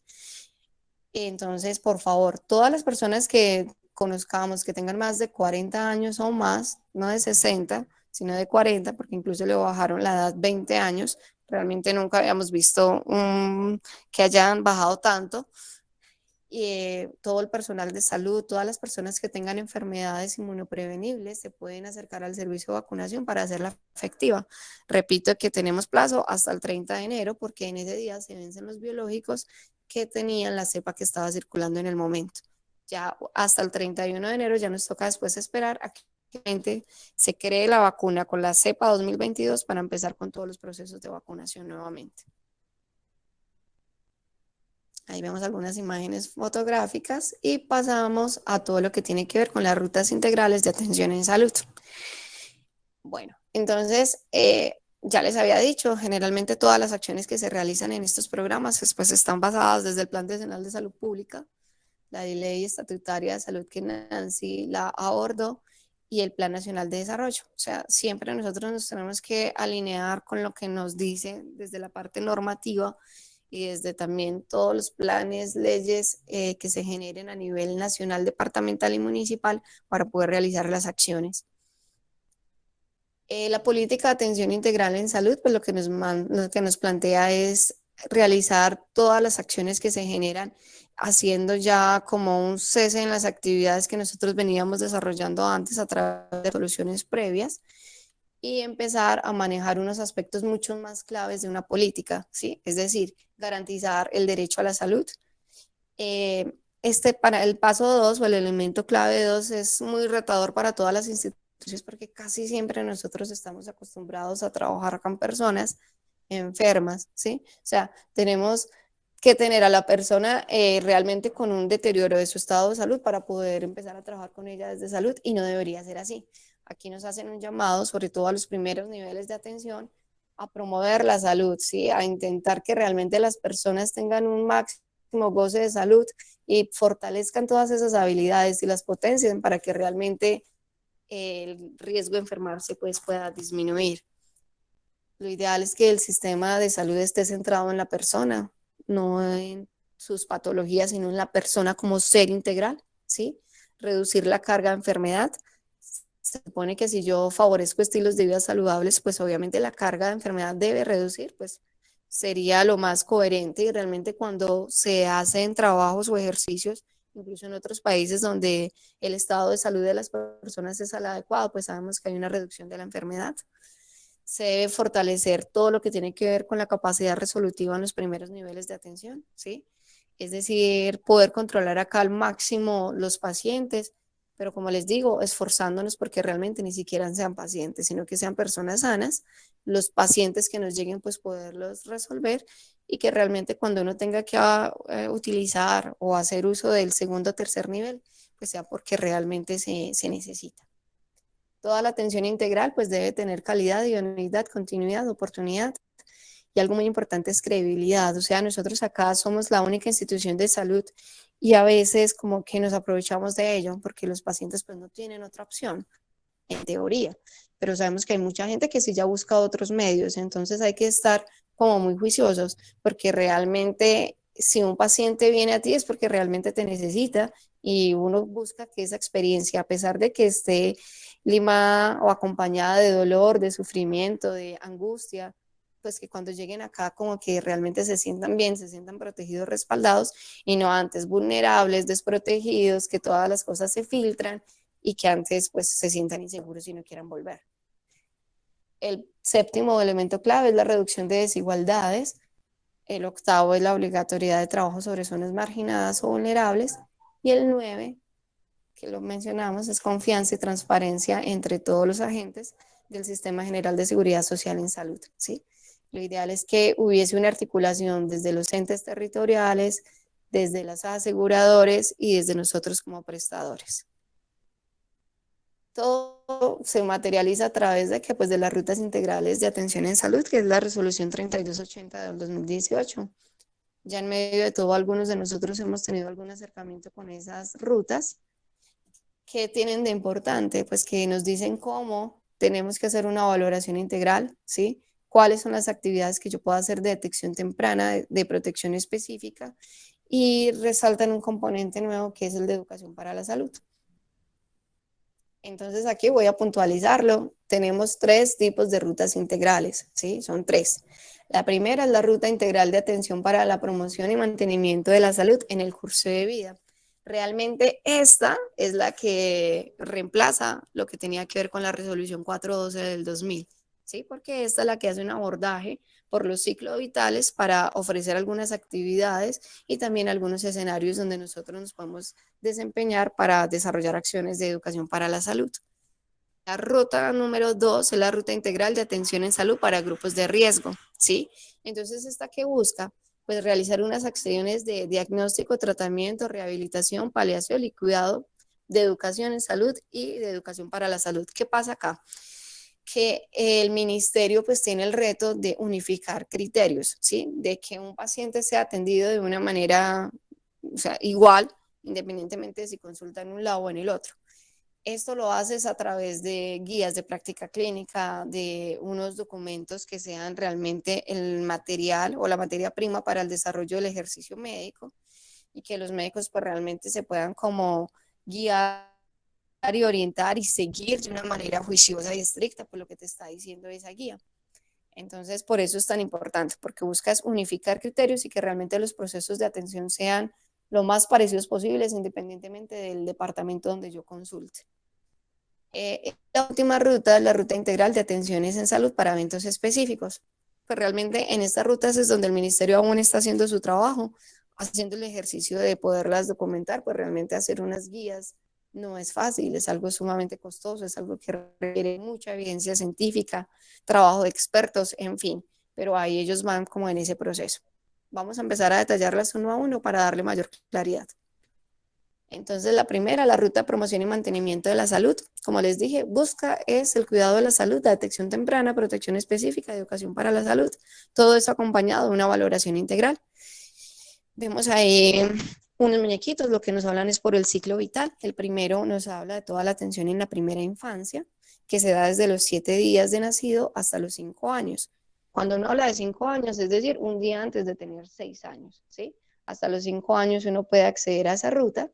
La siguiente es la de infancia, que va desde los 6 hasta los 11 años. La siguiente es la adolescencia, de 12 a 17 años. La juventud, que va desde los 18 a los 28. La adultez, que va desde los 29 a 59 años. Y la última ruta, que es la de vejez, que ya me dice qué acciones tengo que desarrollar de manera específica para esa población. ¿Cómo se presentan las rutas? Así. Acá tenemos un ejemplo de las acciones individuales desde la infancia, ¿sí? Entonces te dice, tú vas a tener una valoración integral por profesional de medicina, de enfermería y de odontología. ¿Cada cuánto? Ahí te la establece, ¿cierto? Con una periodicidad que ya está determinada. En ese tiempo te deben desarrollar un tamizaje de anemia a través de la medición de hemoglobina y hematocrito. ¿Cada cuánto? También te lo dice. Entonces, que una vez entre los 10 y 13 años.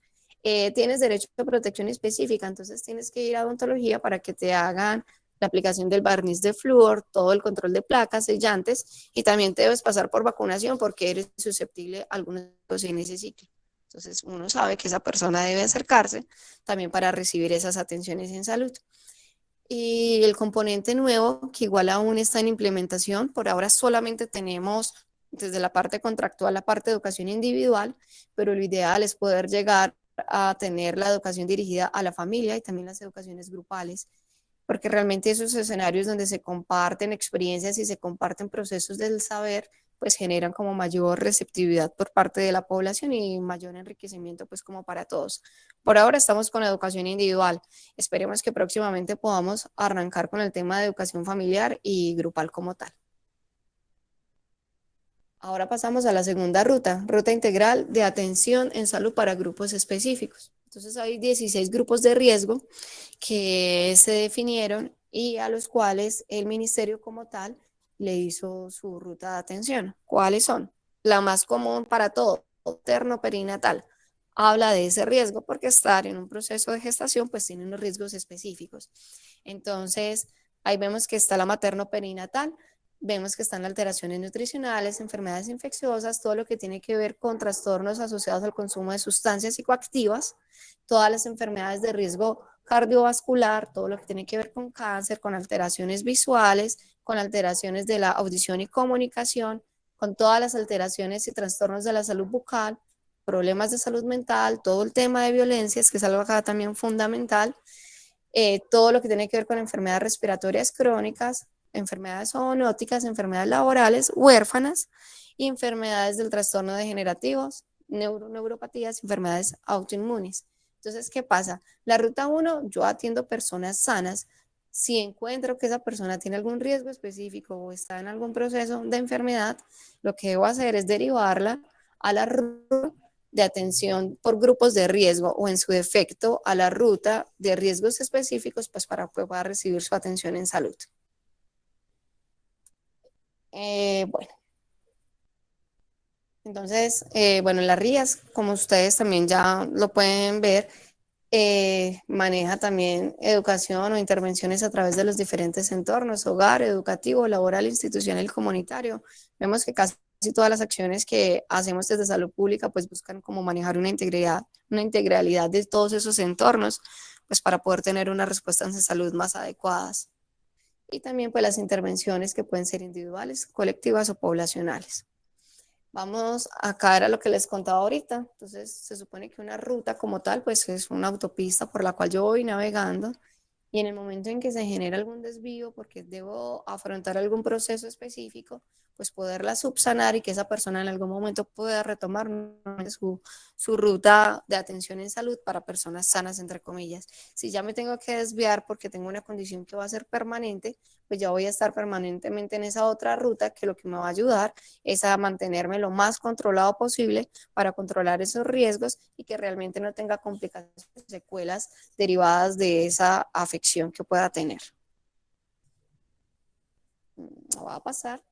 Entonces hay que tener en cuenta, sí, todo, realmente todo lo que uno tiene que hacer desde un recién nacido, desde la atención de parto, desde la parte de anticoncepción, desde la parte de establecimiento de relaciones seguras, todo lo que tiene que ver con primera infancia o infancia, que antes lo llamábamos crecimiento y desarrollo, el tema de los tamizajes de citología, de las pruebas de antígeno de próstata, mamografías, todo lo de salud bucal, en fin, pues que realmente esto es un mundo de muchos programas que se deben unir entre sí para poder hacer esas necesidades en salud de la población. Acá es un comparativo, pues realmente la ruta de mantenimiento y promoción de la salud pues es una ruta muy ganadora si la institución la logra, el país lo logra implementar de una manera juiciosa. Vamos a ver cómo nos va, pues la idea es poderlo desarrollar. En este momento hemos estado trabajando pues desde el año pasado, en julio empezamos con las atenciones ya desde la 3280 con los contenidos que tienen y pues ahí vamos como con ese proceso de implementación. Y ya para finalizar pues hablamos de otros programas como la atención de pacientes con oxígeno terapia en domicilio. Lo debemos retomar, pues lo ideal es que esos pacientes tengan un acompañamiento semestral por parte de personal de salud donde verifiquen su estado de salud, la utilización adecuada de los equipos, de los dispositivos, de los medicamentos, en ese caso pues si tienen inhaladores o el mismo oxígeno que es un medicamento, con el fin de evitar exacerbaciones y poder pues como facilitar ese proceso de adaptación y de seguir con una vida lo más cercana a un estado máximo de salud. También hay atenciones preferenciales para personas con discapacidad o movilidad reducida, pues en algunos casos se generan incluso las atenciones en domicilio. Obviamente no es para toda la población, la institución no tiene habilitada la atención domiciliaria, es solamente para aquellos que realmente necesitan ese servicio, porque si uno no va, realmente ellos no pueden venir hacia nosotros. Entonces ahí ya se realizan tanto valoraciones por medicina, por enfermería y toma de paraclínicos o ayudas diagnósticas que se puedan generar en esos espacios domiciliarios. Por último, tuberculosis, pues tuberculosis es una realidad. Después en otro momento tenemos que hacer la rendición de cuentas para mirar los resultados de cada uno de los programas. Les adelanto que tuberculosis fue uno de los que no tuvo un cumplimiento con las metas que se estipulan a pesar de que pacientes sintomáticos respiratorios pues abundan y no sé, no los tamizamos, no los captamos, no los buscamos. Hay enfermedades que existen y que están en nuestro medio, simplemente que el que busca encuentra, pero si no las buscamos, pues esas enfermedades van a estar desatendidas, van a estar con diagnósticos tardíos, van a estar cuando uno identifica un paciente es porque ya tiene unas manifestaciones clínicas severas, unas complicaciones que realmente eran evitables si hubiésemos estado más alerta a pensar en ellas oportunamente. Entonces es como un llamado de atención a que seamos sensibles y ver que muchas veces cuando tú diagnosticas a alguien oportunamente o generas esa demanda inducida, o le decís, ven, consulta, ve al médico, tal cosa, pues realmente puede cambiar el pronóstico, puede cambiar la vida de un paciente. Ya vamos a abordar el tema de garantía, pues el sistema obligatorio de garantía de la calidad, pues en este momento estoy liderando todo ese proceso de calidad en la institución como asesora. Todo lo que nosotros tenemos que hacer desde calidad, pues es realmente cumplir con lo que nos dicen las normas, los requisitos, los mecanismos y todos los procesos que son sistemáticos y que realmente lo que buscan es mejorar la calidad de los servicios de un país. A veces uno habla de calidad y le da pereza, pues malestar, siente uno que es como una carga adicional a todo su trabajo, pero realmente lo que busca calidad es que las cosas se hagan bien en el momento que tienen que ser.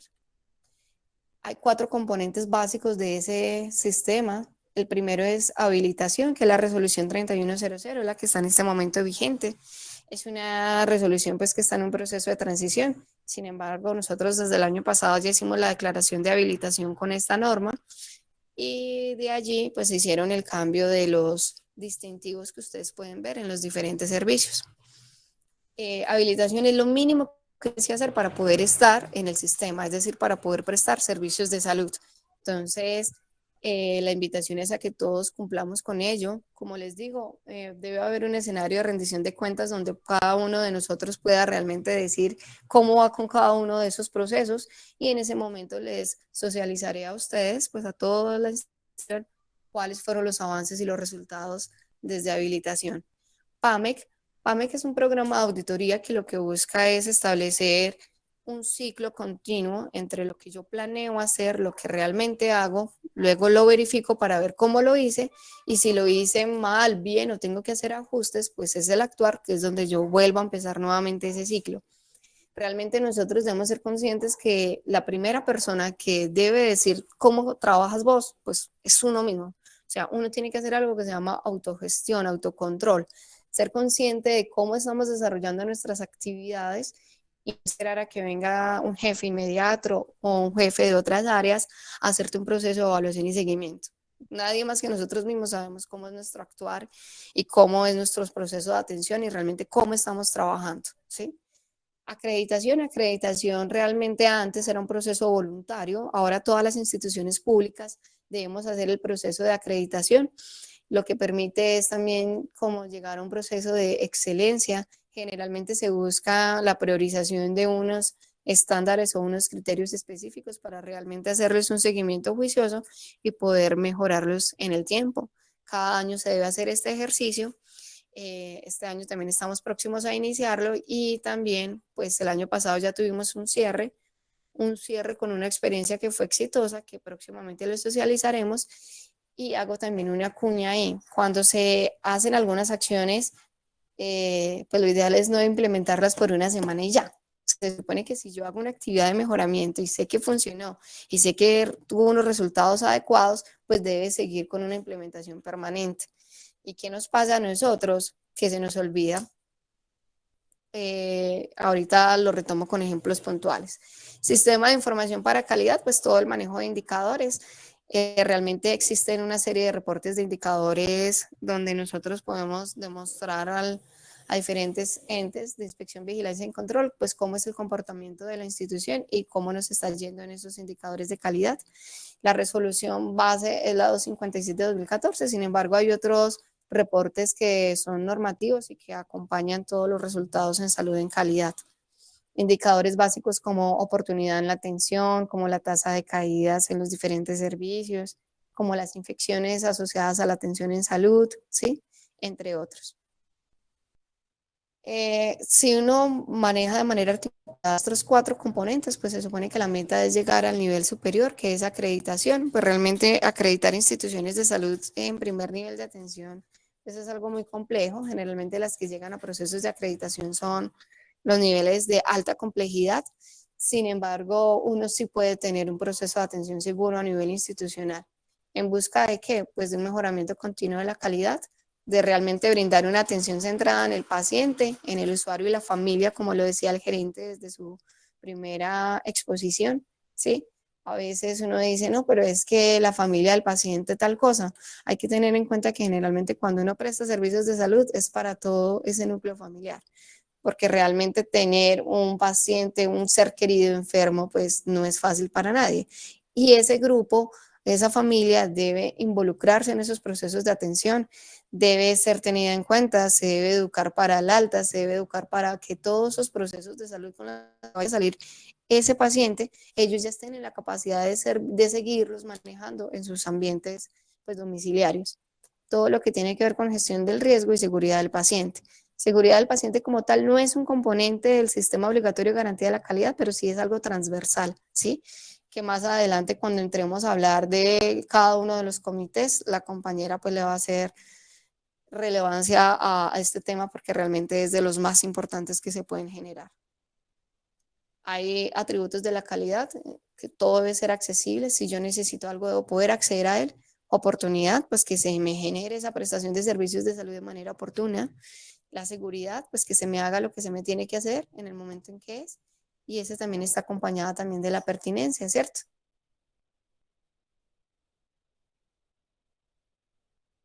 Mis procesos sean realmente los que yo necesitaba, en los momentos que necesitaba, y si por algún momento no me lo pudieron satisfacer, pues se supone que se debe remitir o se debe una institución donde le pueda hacer lo que el paciente requiera. La continuidad, pues habla de que toda la continuidad en los procesos de atención, generalmente un paciente cuando ingresa a una institución navega por diferentes servicios. Por ejemplo, accede a consulta externa, pero consulta externa le manda laboratorio, por lo tanto ese servicio debe estar ahí en la jugada para poder prestar ese servicio de salud. Y también le ordenaron una serie de medicamentos, por lo tanto el servicio farmacéutico también debe estar ahí acompañando esos procesos de manera permanente y toda la unificación de ellos, pues lo que busca es satisfacer al usuario y que realmente tenga una experiencia agradable al interactuar con nosotros como institución prestadora de servicios de salud. Muchas gracias. Si tienen dudas, preguntas, me cuentan.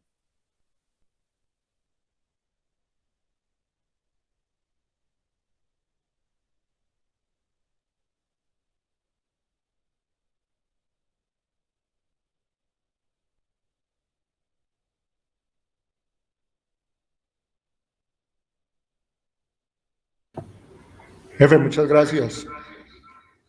Jorge, Edwin, ¿están Doctor conectados? Jorge, está por ahí. O sea, marcale a gerente si está conectado. Bueno, regáleme en 2 minuticos que ya vamos a continuar con la presentación. Si no puedo arrancar. Listo, en este momento pues ya vamos a empezar a abordar cada uno de los comités institucionales para que todos nosotros sepamos quiénes integran ese comité, cuáles son sus funciones y realmente cómo podemos apoyar para que esos comités que funcionan realmente como un asesor también de toda la institución, pues puedan tener como los resultados esperados. Los comités institucionales tienen una importancia muy grande porque permiten también establecer un canal de comunicación entre los pacientes, lo que viven las personas que trabajamos acá y también lo que buscamos ofrecer en salud. Vamos a empezar por el comité técnico y de allí vamos a ir presentando cada uno de los líderes de los comités que generalmente pues están diferentes jefes de área, pero también otros profesionales de la salud que nos apoyan en el desarrollo de los mismos.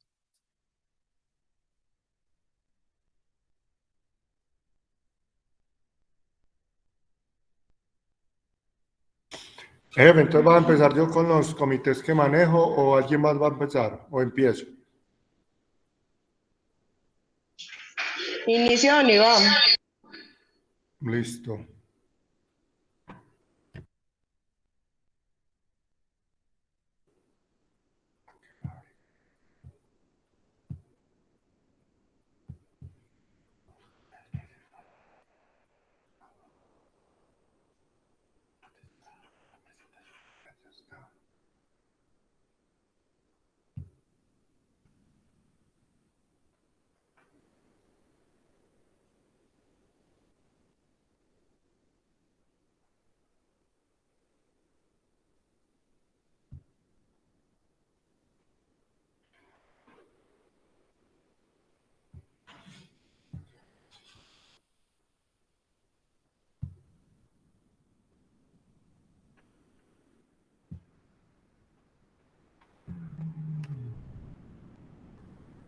El micrófono. ¿Me oyen ahí?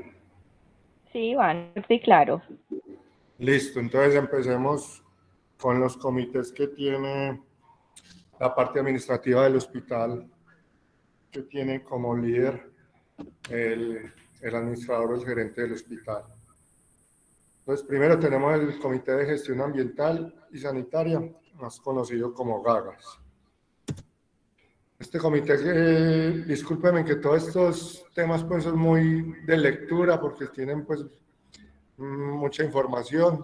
Os voy a leer pues como un poquito resumido, pero ustedes pueden ir mirando también ahí en la pantalla. Entonces, del comité de GAGAS tenemos que los integrantes son el gerente, el subgerente, representantes de servicios generales, representantes del área asistencial, representantes del COPAS, representantes de odontología, un representante de los médicos y un representante de mantenimiento. ¿Cuáles son las funciones de este comité? Realizar un diagnóstico ambiental y sanitario del hospital, diseñar un plan de gestión integral de todos los residuos que se manejan en el hospital, definir y establecer mecanismos de coordinación para garantizar la ejecución de este plan, gestionar presupuesto, pero es gestionar presupuesto para poder cumplir con estas actividades y este plan de gestión ambiental, elaborar informes ante las autoridades de vigilancia y control, garantizar y actualización permanente del PEGIRASA, realizar auditorías a los gestores externos de residuos sólidos y realizar auditorías internas y hacer seguimiento a los planes de mejora que se deriven de las mismas. En este comité, ¿qué aspectos podemos entrar a mejorar? Un mayor compromiso y cumplimiento con los encuentros ordinarios mensuales. Muchas veces pues citamos a las reuniones de los comités y por diferentes factores no todos podemos asistir. De pronto ser más comprometidos con toda esta parte de comités que ayuda mucho al hospital a mejorar en su funcionamiento. También otro aspecto a mejorar, dejar evidencia de las evaluaciones en el plan de trabajo y las auditorías que realizamos en todos los procesos. Realizar sinergias en las actividades programadas dentro del plan de trabajo anual. Tener claridad en los roles entre los miembros para brindar una mejora continua en todos los procesos que se realizan del comité. Tenemos el Comité de Sostenibilidad Contable y Financiera. Integrantes son el gerente, el subgerente, el contador del hospital, el auxiliar contable, auxiliar de facturación, un asesor contable, el auxiliar de cartera y GESIS. ¿Qué funciones tiene este Comité de Sostenibilidad? Asesorar al gerente en todos los procedimientos de implementación y en la evaluación del control interno contable. Recomendar al gerente nuevas políticas, directrices y procedimientos que se requieran para depurar la información contable de la entidad. Estudiar y evaluar la incidencia que puede tener la información contable, los eventos o transacciones de carácter extraordinario que se presenten en el hospital, en la información contable. Mantener actualizado sobre la normatividad vigente. Exigir las acciones de mejora en el proceso contable para evitar la repetición de las causas que originen las situaciones que se lleven a estudios del comité. O sea, cuando se presentan casos en el comité, que ese plan de mejoramiento sí se cumpla para que no se vuelvan a presentar problemas que ya tenemos reconocidos y que puedan ser evidentes. Aspectos a mejorar, como en todos los comités, pues el cumplimiento a la asistencia, realizar un seguimiento permanente en las finanzas de la entidad y presentar periódicamente el plan de mejoramiento para intervenir en los procesos que haya lugar. Comité de compras y contratación. Los integrantes de este comité de compras y contratación son la regente de farmacia, la auxiliar del almacén y el subgerente del hospital. Funciones principales del comité son analizar y controlar el desempeño de los servicios de la farmacia, alimentación y almacén. Aprobar el plan anual de compras y adquisiciones. Esta actividad realizarse cada año en el mes de noviembre para presentarlo en el periodo siguiente. evaluar y calificar las licitaciones que se presentan en la ES Hospital Santa María de Santa Bárbara. En este caso, pues cada año se presentan 2 licitaciones, la de Balboa o la que es para la corporación y la de EAT. También otra de las funciones es recomendar al gerente de la ES